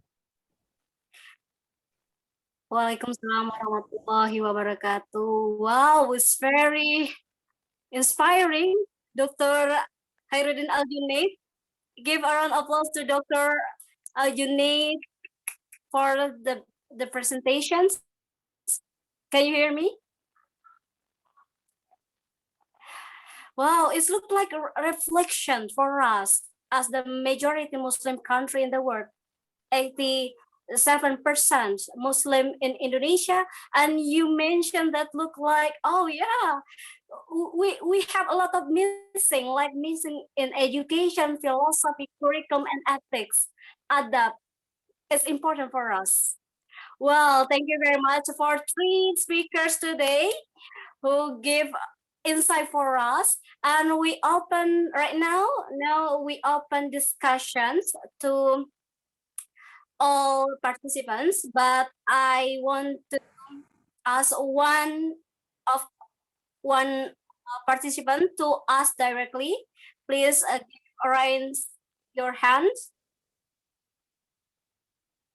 If there's want to talk directly to the speakers. Okay, I have one, Mr. Abdi Mulia from Yogyakarta. Would you directly speak about your questions?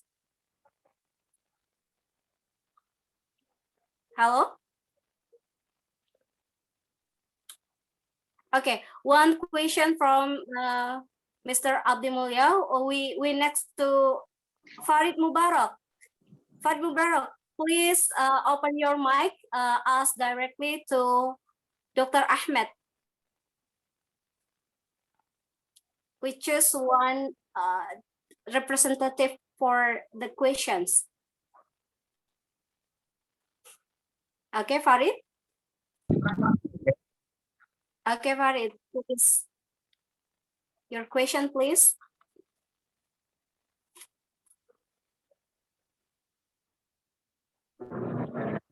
Okay, Hello? thank you, Ms. Maria, for your opportunity. My question to Dr. Ahmed, how do you see the power shift in the East and Turkey getting more involved in the Middle East, which often clash with other regional powers? Sorry, could you like repeat it Egypt again, and please? okay. How do you see the regional power shift in the as Turkey getting more involved in the Middle East, which often clash with other regional powers like Egypt and Iran? How U.S. positioning itself in front of its major allies contestation, like Turkey, NATO, and which often clash with Egypt and Saudi in the region. Okay, thank you, Farid. Hello, Dr. Ahmed, can you, is that Should I clear enough answer for you? question by question, or should I get more than one question and at the end I answer, or maybe we can make rounds, maybe 3 questions per time. No, it's just one question and then answer one by one. Because I noticed that in the chat I received about 10 questions. So if I can mix some of the questions raised in the chat as well as the questions raised directly by the speakers, that would be more helpful. This question, for example, is similar to a question raised in the chat about the involvement in Turkey in the region and the regional alliances. And this is, for me, this is not new to the region. The shifting alliances in the region has been a practice for so long. The shifting alliances in general follow the type of alliances with major powers. So, for example, when Egypt was an ally to the Soviet Union and Saudi Arabia was an ally to the United States during the Cold War, they were against each other. But then when Egypt shifted alliance on the global level and became an ally to the United States, at that time, it became an ally to the Saudi Arabia. What's taking place now is relatively different in the sense that the withdrawal of US from the region allowed some regional powers such as Turkey, Iran, and to a lesser extent Ethiopia, because it doesn't belong to the region technically speaking.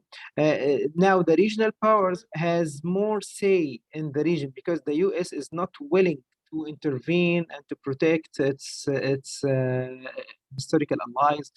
So that was the case more during the time of the Trump administration.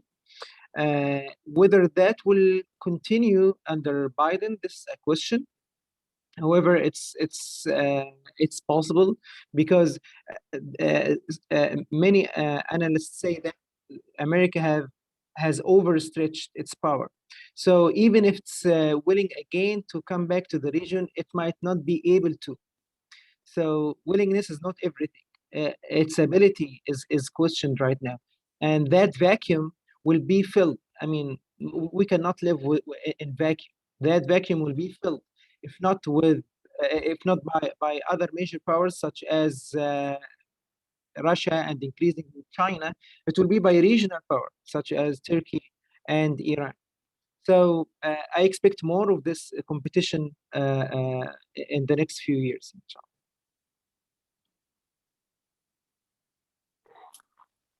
Thank you very much, Doctor. Is that clear enough, Farid? Is that clear enough? Okay, thank you. Thank you, Doctor. The next question I would like to invite with the raise hand. Raise hand. I think Mr. Abdi Mulya Lubis is already Mr. raised. Abdi Mulya Lubis. Thank you. Yes. Mr. Abdi Mulya Lubis. Ya, halo, halo. Ya. Ya, saya Abdi dari Jogja. Halo, kedengaran suara kan? Yes, sir.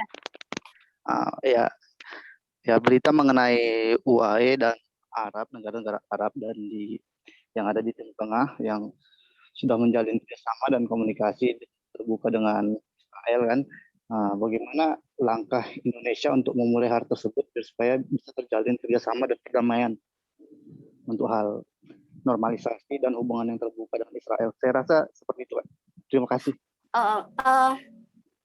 Okay, thank you very much. Yeah. How to Pak Yon maybe this? How Indonesia can normalize relations with Israel, Pak Yon? Because UAE, Uni Emirat Arab, Sudan, Bahrain, Morocco, and other Arab countries have normalized relation with Israel. What do you think about this? Pak Yan Mahmud? Yes, sorry, Mike. Could you repeat again? Yes, I have problem with the connection. Okay, from Mr. Abdi Mulya from Yogyakarta asked about how Indonesia can normalize relation with Israel because Uni Emirat Arab, Sudan, Bahrain, Morocco, and other Arab countries have normalized for relation with Israel. What do you think about this? And can Indonesia take a place for these relations? Yes, okay. Thank you, May. According to my opinion, the normalization between the Israel with the other Arab countries based on the condition that those countries make a good relation with the Israel based on their national interest. So it is more concern about their interest between the Arab country and Israel and left the interest of the Palestinian. And how about Indonesia? Is it possible to have normalization with the Israel? Of course, there is a possibility to have normalization, but we have to see the condition, precondition to open the normalizations. For instance, Indonesia still believe that the colonialism should be lifted in order to benefit both, let's say, win-win solution between the Israel and the Palestinian to see the more, peace in the future. So we have to put in very just condition. For instance, we know that there are some countries who recognize only Palestinians. There are also some countries who only recognize Israeli state. Israel state does not recognize the Palestinian state, and also the Palestinian state does not recognize the Israel. So it is, I think, the issue. So in order to have the coexistence, I think it's very important. First, the Israel should recognize the Palestinian state. The Palestinian state also should recognize the Israeli state. And the second, we have also big power still does not recognize the Palestinian state and only recognize the Israel. For instance, US, France, Britain, Japan still only recognize Israel. So we also have some other countries, for instance, Indonesia, Malaysia, only recognize Palestinian. So we have to make it just. So if US can recognize or British can recognize, France recognize the state of Palestinian, in return, Indonesia also could recognize both countries, but in exchange, Israel also recognize Palestinian state, and Palestinians also recognize the Israel. So it will be very just to see what happening in the future. So Indonesia, I think, cannot recognize Israel before Israel give, independent to Palestinian. So both countries can coexist. So this is also, I think, possibility to have a big power to see the interest of Palestinian. Otherwise, there is no country who, hold the position of the Palestinian. Yeah, I think this is my answer. Thank you. Thank you very much, Pak Ion. And I think this is clear enough for participants about Indonesia. And after this, I think that we have to move to chat. I give two speakers to talk directly. Please, Mr. Hamza Lubis from Lebanon to talk directly to 1 to 3 speakers. Hello, Mr. Lubis. Hello. Okay, Mr. Lubis, Thank yes, you. please. Okay. Okay.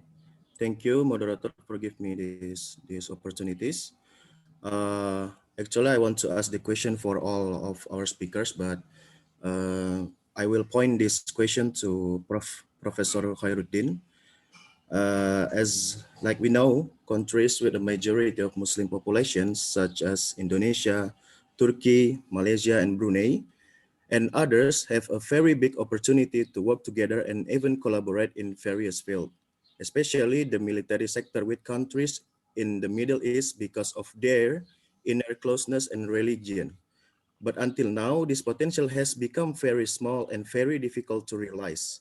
According to you, Prof. Khairuddin, what is the main reason why this is difficult to realize? Thank you. Yeah, very good question. Thank you so much.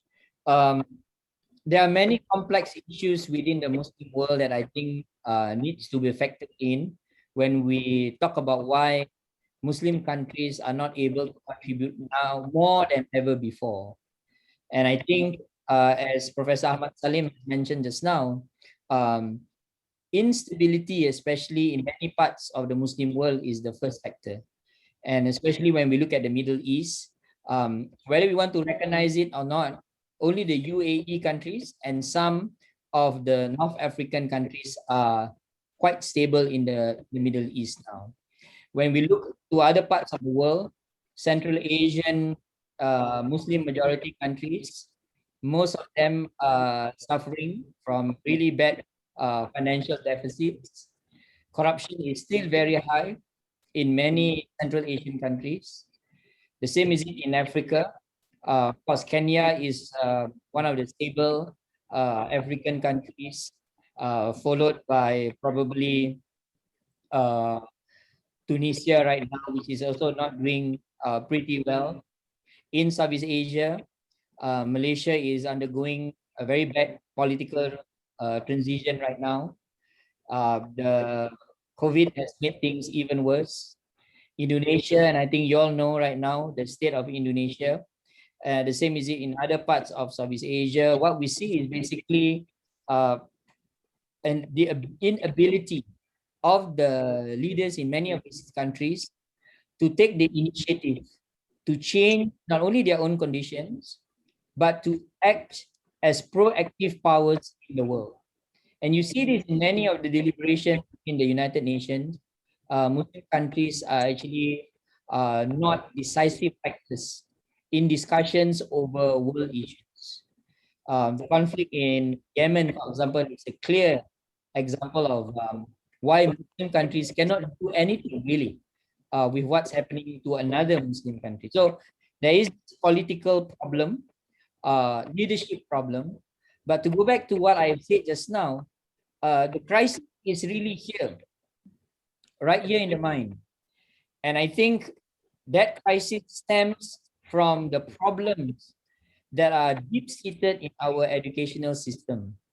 From Islamic universities that are focusing mostly on learning text and less context, to mainstream institutions all over the Muslim world that are concerned mostly with developmentalist issues that are defined by the West, and also in the lower level schools that you see all over the Muslim world. So there is need to, I think, totally revamp how we educate our young, and then these changes can then cascade or multiply or amplify as we move to the higher levels in the Muslim world. So it's a very complex thing, but at the end of the day, the issue is an intellectual one. Now, the question that we should ask is, which Muslim intellectual in this world that we live in today are talking about resolving the crisis in the mind of the Muslims? We used to have that in the 1970s. Many Muslim thinkers were debating about the Islamization of knowledge, which I think has run its course, and we should just move on from this Islamization of knowledge discourse.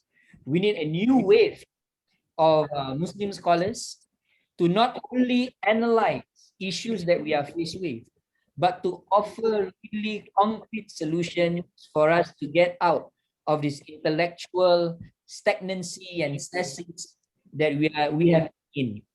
And I think today we have a good audience. These people who are attending today, to me, are the people that can move us to the next direction. And I think what we need to do, especially scholars of my generation, I'm not too old, I'm only in my mid-40s, we need to write more. Professor Ahmad Salim is also not very old, he looks very young in fact. Professor Kian Mahmoodi. I mean, mid-40s as you are. Mid-40s is the age, life just started. We need to write more, and we need to engage with the global intellectual world. So this is our problem as Muslims. We talk to each other a lot, but we don't talk to the larger world. And that's why I've been encouraging friends in Southeast Asia, and I hope soon we'll have a connection in the Arab world with Professor Ahmad Salim, to go out, get your stuff published in big university press, in big journals, in big policy reports. Then you can influence the mind of the people in countries that are very powerful.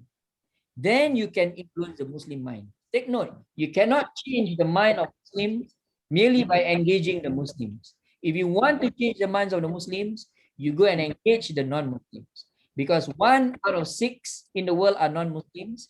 If the 6 or 5 in the world change, Muslims will change. And that was how our Prophet Muhammad Rasulullah SAW did actually. He didn't change Muslims first. He changed the non-Muslims. And then he reformed the Muslims from within as he changed more non-Muslims. So we need to change the minds, and all of these issues that you brought up just now, Hamza, we can resolve it step by step, inshallah.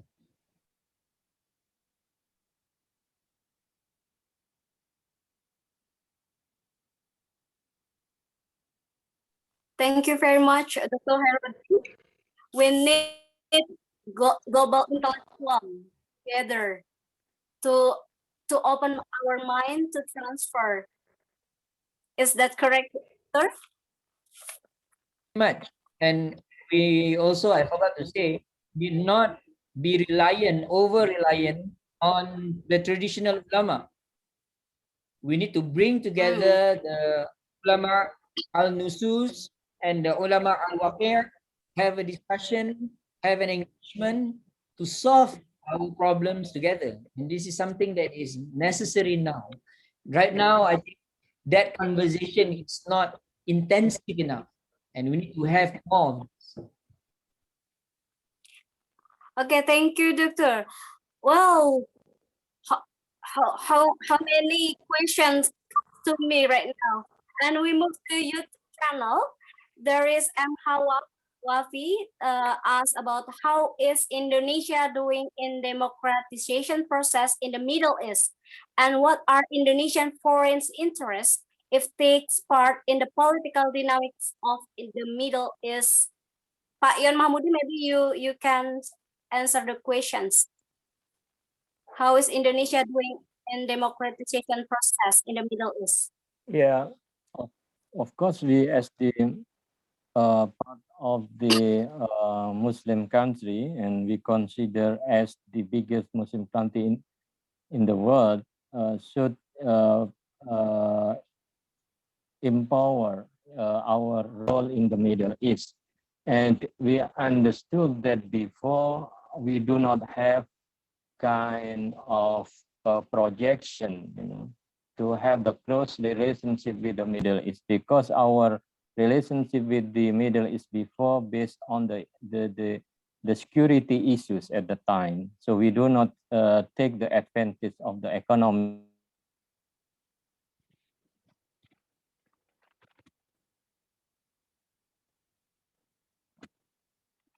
How about Ion? Hello? It's lost?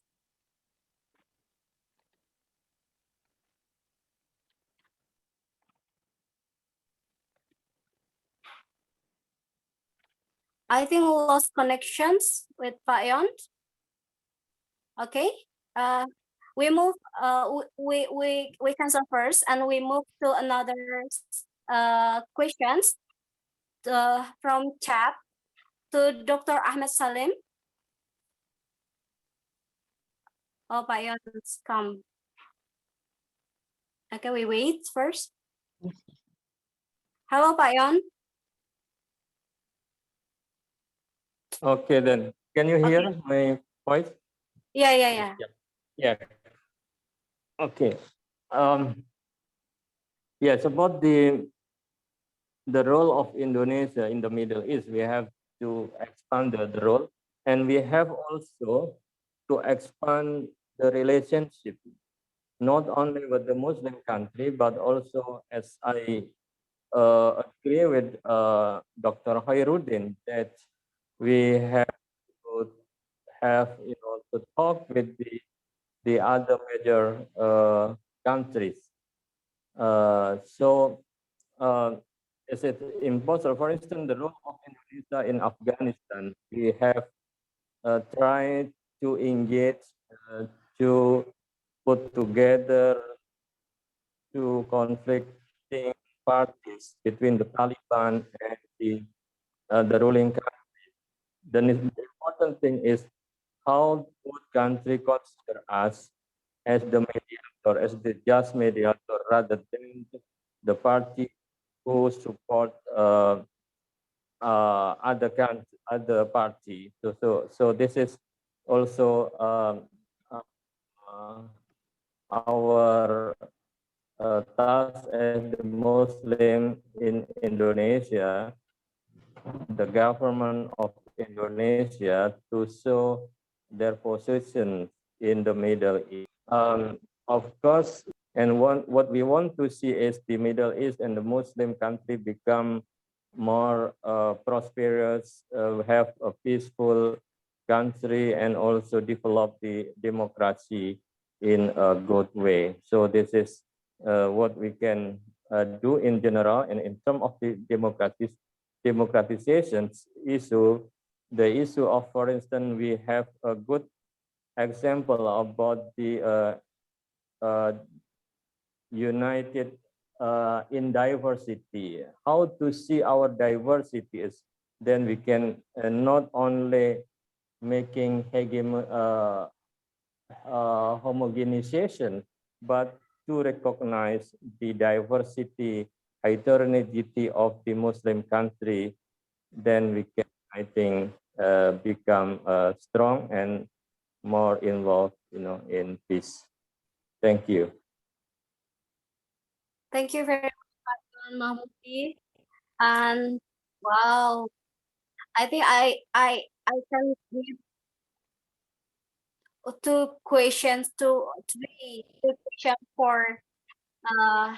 the discussions. And we move to chat, Dr. Ahmed Salim. Hello, Doctor. There's a question for you. In the context of Egypt, from Soheh University, Universitas Negeri Semarang. Hello, Dr. Ahmed. Can you hear me? Yes, yes. Okay. The question is the role of civil society organizations such as NGO in promoting democracy after Arab Spring in Egypt. What do you think about this? How does civil society such as NGO bargaining position or cooperation with government and military? Thank you. Yes, thank you. Thank you. This is an interesting question because the role of civil societies was flourishing after the uprising, at least in Egypt, because there was an opening, an atmosphere of opening in Egypt, and civil societies tried to make a difference. Pushing for new ideas, pushing for popular participation in education, in healthcare, in social service, and everything, and of course, including in politics. However, this role, of course, deteriorated with the deterioration of democracy in Egypt. We have to realize that. And also, this role was, to some extent, restricted due to limited funds.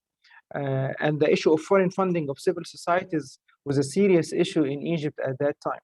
While some civil societies were serious about using this fund for the benefit of the people, the Supreme Council and some old guards considered this an attempt of foreign intervention in Egyptian affairs, and they tried to stop foreign funding of civil societies, which led to attention. Actually, it was a crisis between the US and Egypt because it was the US that was the most funding country to some of the civil societies in Egypt. Yeah.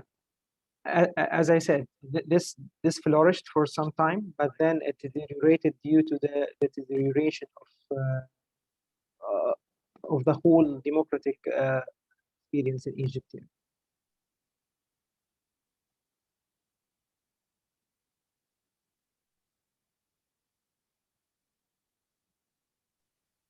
Halo, Dokter.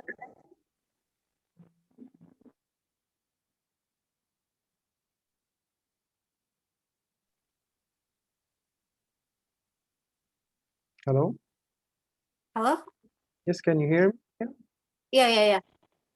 Yeah, I hope I answered the question. Okay, thank you very much, Dr. Ahmed. And I have one opportunity to whom want to tell directly to all speakers. I think there is a professor, I don't know who the professor who want to talk, who want to ask to speaker. Is there?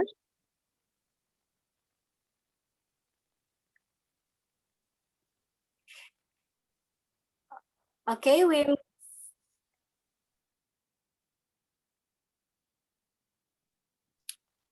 move to another questions from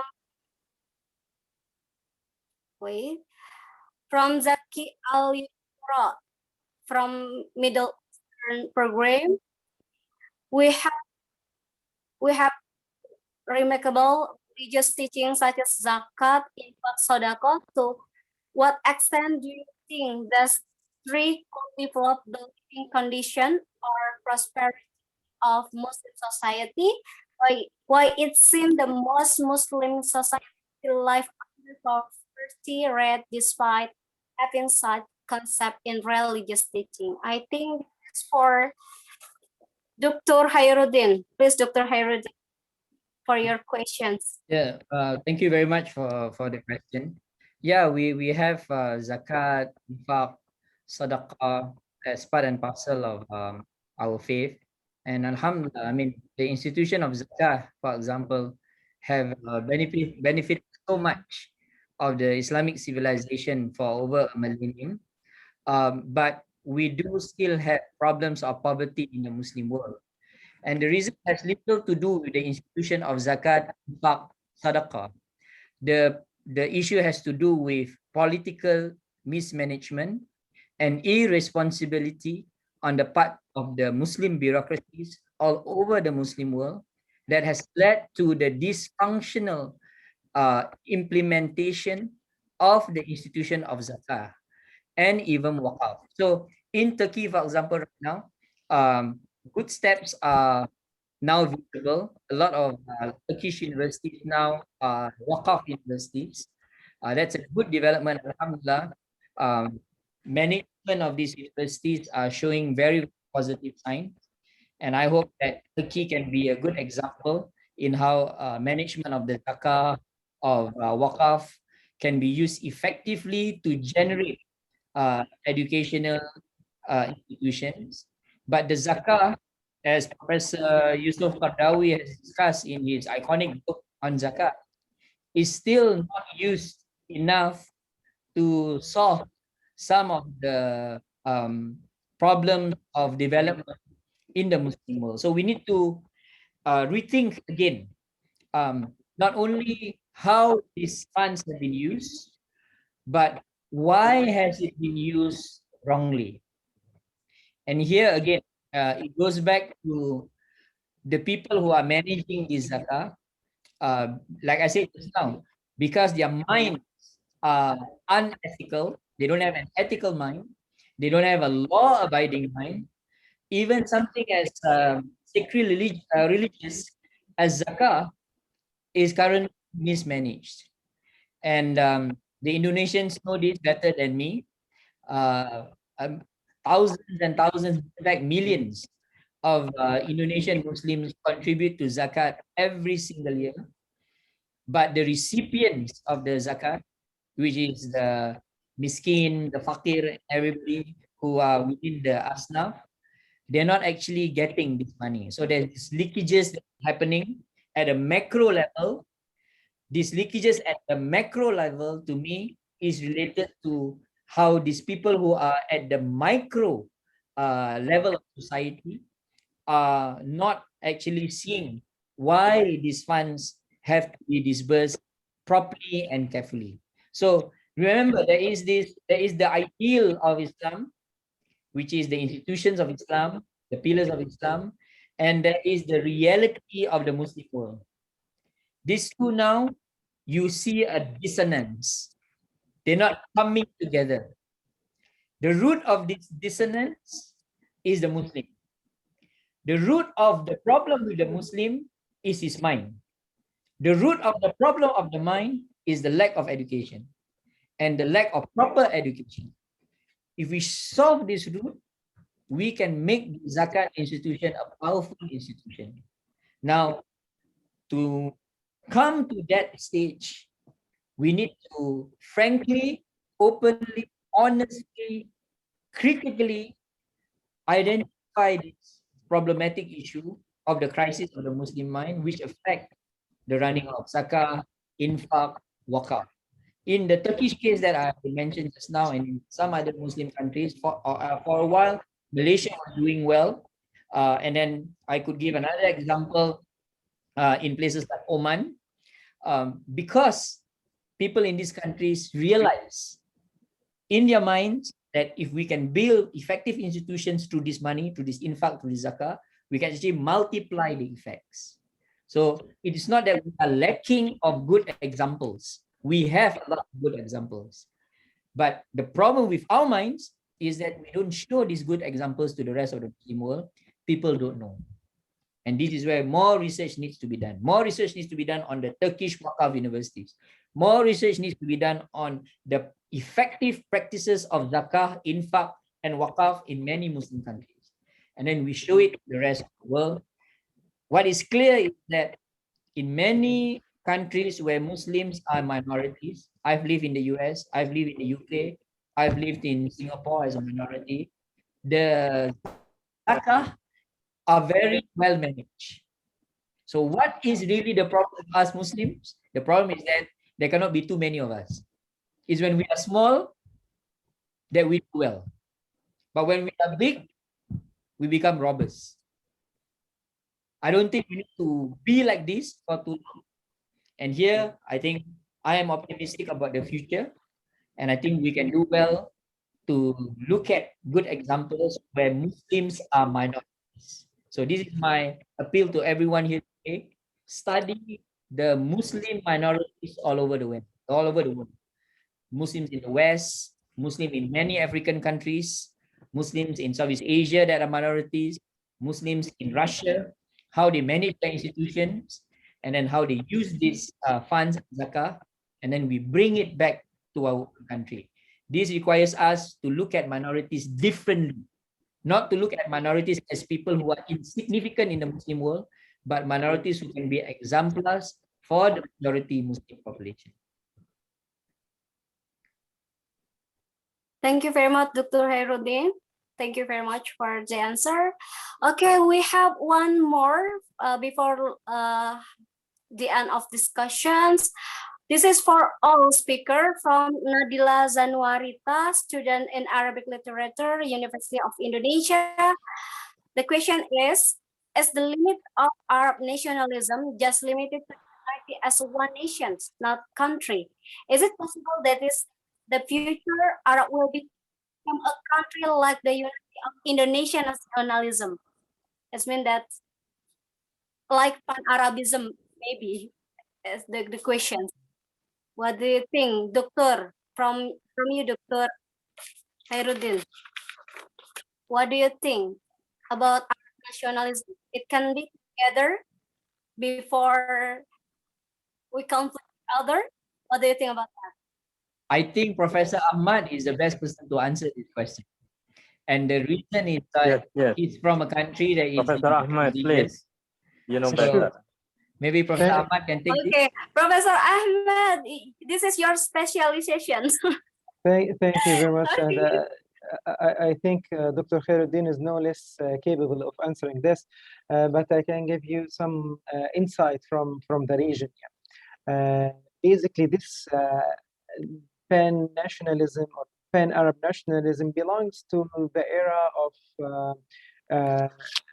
old nationalism, like the ideal of integrating all Arab states into one has gone, and the time for this idea has gone. It's not only impractical, but it has more problems than solutions. I mean, it contributes to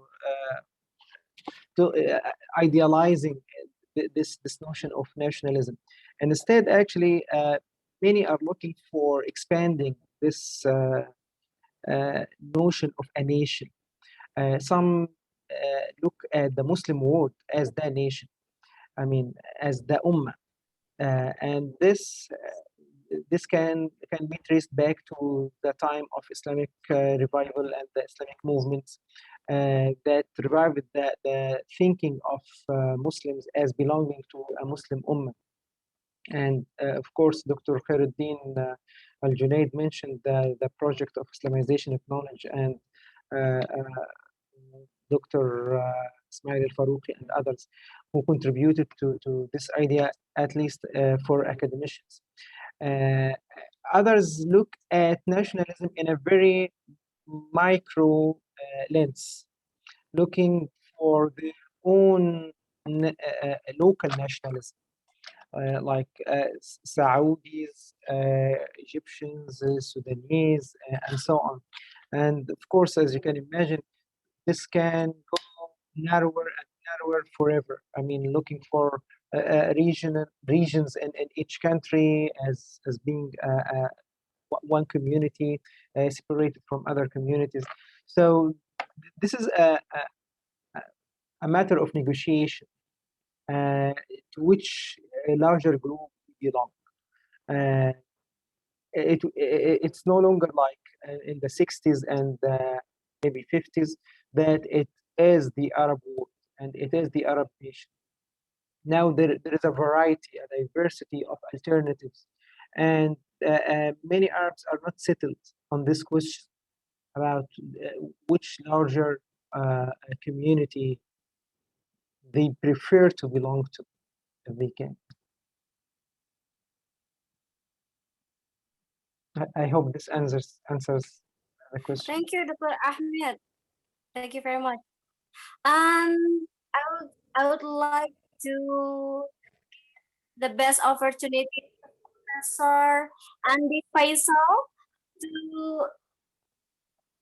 to maybe to ask directly to all speakers. Okay. Professor Andi Faisal. Okay, Professor. Assalamualaikum warahmatullahi wabarakatuh. Waalaikumsalam warahmatullahi wabarakatuh. Welcome to our webinar, Professor. I'm so happy today to listen to three presentations of three sponsors, Professor Ahmad, Professor Khairuddin, and then Mahmudi. One big question I think needs to be addressed is about how can we unite things. We are now fighting each other.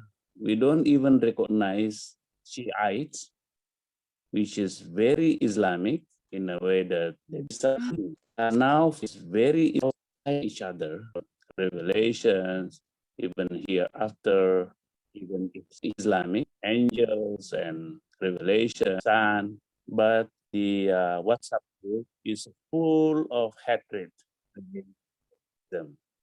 The same thing, for example, for Ahmadiyya and all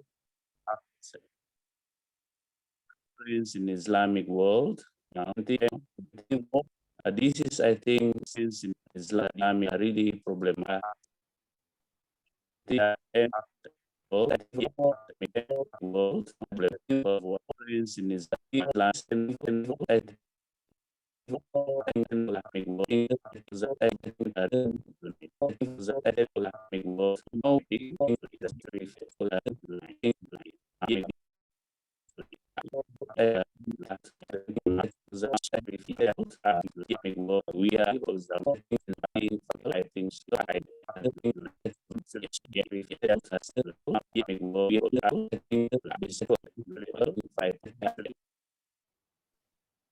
thank you.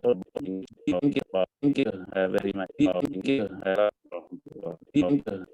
Waalaikumsalam warahmatullahi wabarakatuh. Okay, I get the point. Even though the connection is up and down, Professor Andi, but thank you very much. Please, Pak Yon, can you answer the questions from Professor Andi? How together and not fight each other, I think. Maybe from Khairuddin. Prof. Khairuddin, please. Yeah. From Dr. Khairuddin. Yeah. Okay, I'll try to answer the question in a politically correct way. First and foremost, we need to understand that until after the death of Rasulullah SAW, the Muslims were not united. If you read the Tarikh of Islam objectively, there was no such thing as everybody was united. Even during the time of Sayyidina Ali, Ali was at war with the wife of Rasulullah, which is Aisha. But does that mean that we cannot stand united? So this is the two things. One is to imagine that all of us can unite, be brothers, happy, and come together. The other one is to stand united and work together towards resolving the problems of the Muslim world. Now, I am of the opinion that to be united as an ummah, I don't think that is even possible. Muslim families are fighting one another. Until we can unite our families, we can unite the ummah. So it's not going to happen. But we can unite, stand united, when we talk about issues that do not divide us. We have been wasting time in this ummah talking about issues of hukum, talking about issues of sectarianism, talking about issues of Maulid, whether we should celebrate Maulid, whether we should raise our hands or whether we should wear pants. We are always talking about what we call in sociology as the macro politics of everyday life. This is our problem. What we need to do now is to move towards looking at macro problems.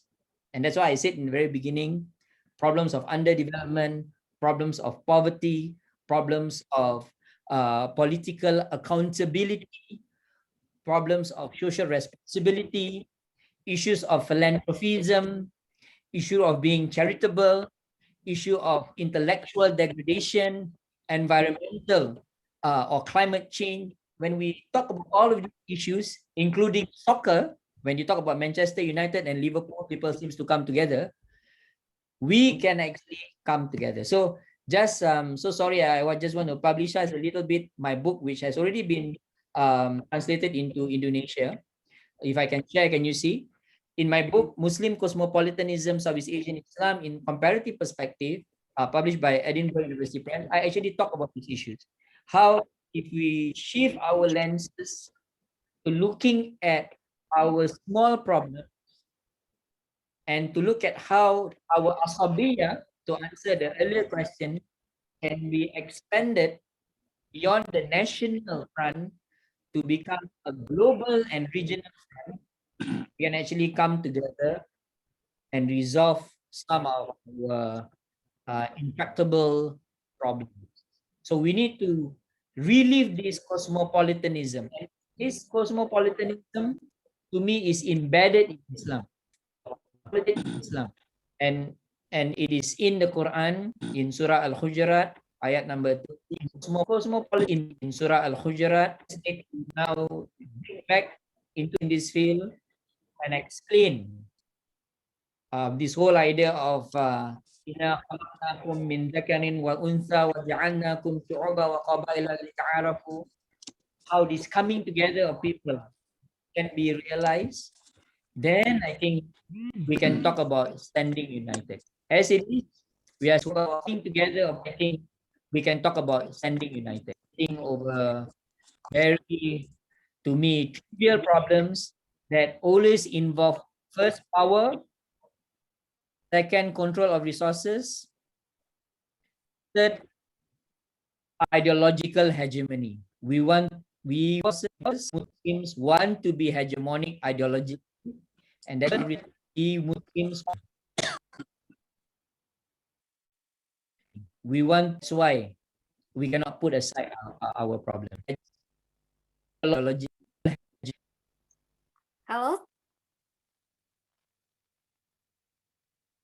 Is connections lost? Well, thank you very much. Thank you very much, Dr. Hedin and Professor Andi Faisal. Because we have limited time, this is our close discussions.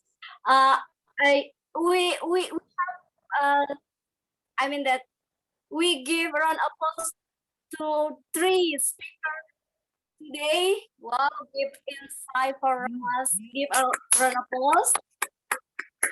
Amazing presentation that we get from Middle East Arab studies about the transitions Arab Spring, and then also from Dr. Khairuddin give our insight that maybe that's like a reflections for us as a Muslim to transform from the bad to the lightning. And Pak Yon Mahmudi, thank you very much for your perspective from Indonesia. Well, there is 1 minute for one speaker to another speaker to give your closing statement.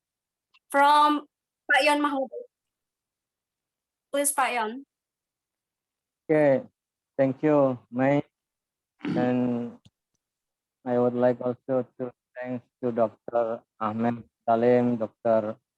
Khairuddin Al-Junaid to participate in this very wonderful webinar. We can continue our cooperation in the future, and discussing Middle East Muslim world is very interesting, but then how we can give solution to the problem that already faced by the Muslim community or the Muslim country. So the key, I think, that we can underline is that how we can recognize the diversity among us, among the Muslim, among other countries, then we can cooperate in very strategic issues regarding the problems of the world, not only the Muslim world, but also the problem faced by the whole country, then we can strengthen each other between dialogue between civilization, understanding each other, so we can, I think, cooperate and promote peace, prosperity, and democracy in the future. I think that's all. Thank you very much, Mai.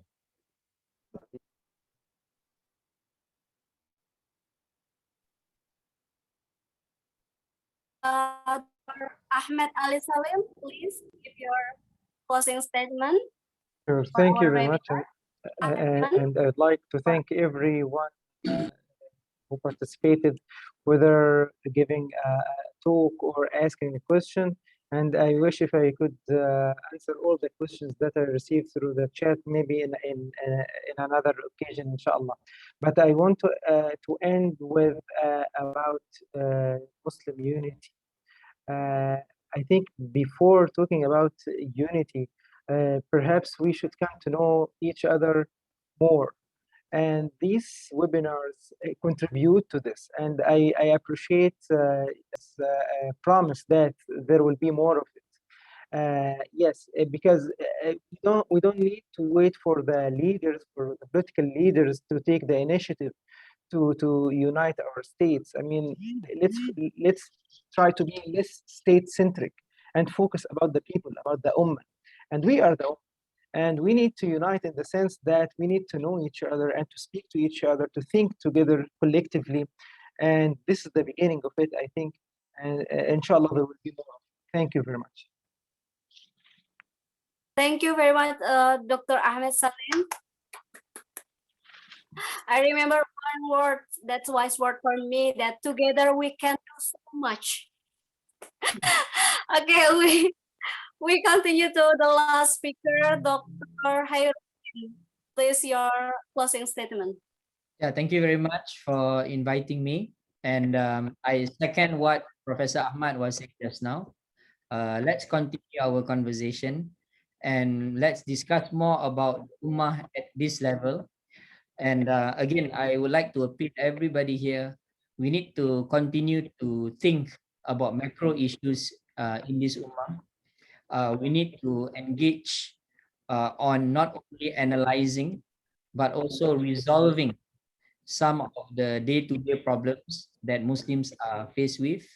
And I always believe that many of the solutions to the problems of our time are actually in our own traditions.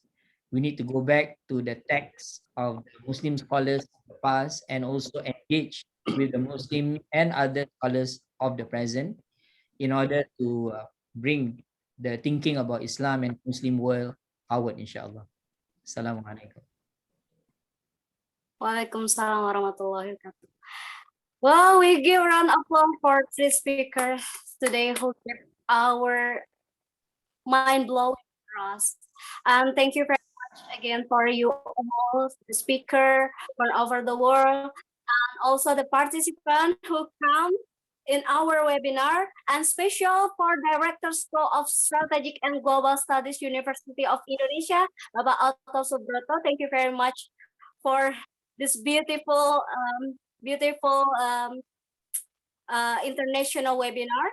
And I'm really happy. I'm sorry if there's a lot of mistake from me, and see you next time. I return back to MC. Please, MC. Wassalamualaikum warahmatullahi wabarakatuh. Waalaikumsalam warahmatullahi wabarakatuh. Thank you. Thank you, Dr. Ahmed, Dr. Hairudin, and Payon.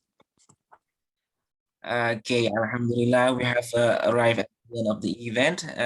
Many thanks to all the speakers, also for the moderator and all participants who have listened from beginning to the end. I represent the committee on this. Apologize for any wrong words or things.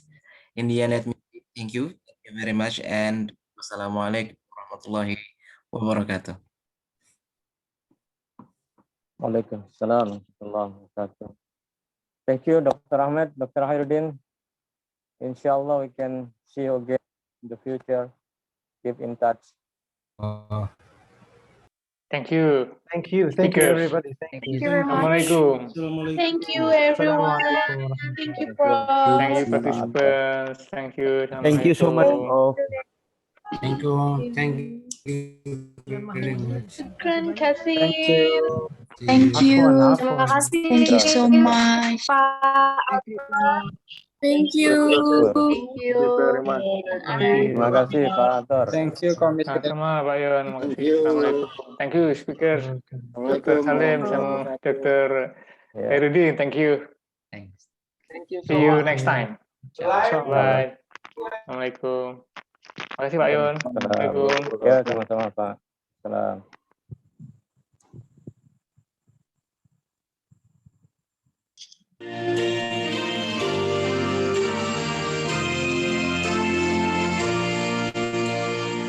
Satu nusa, satu bangsa, satu bahasa kita.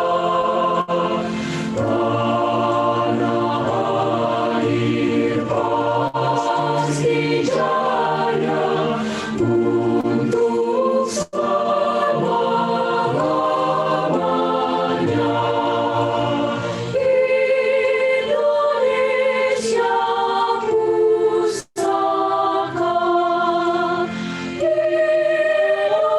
Indonesia tercinta, nusa bangsa dan bahasa kita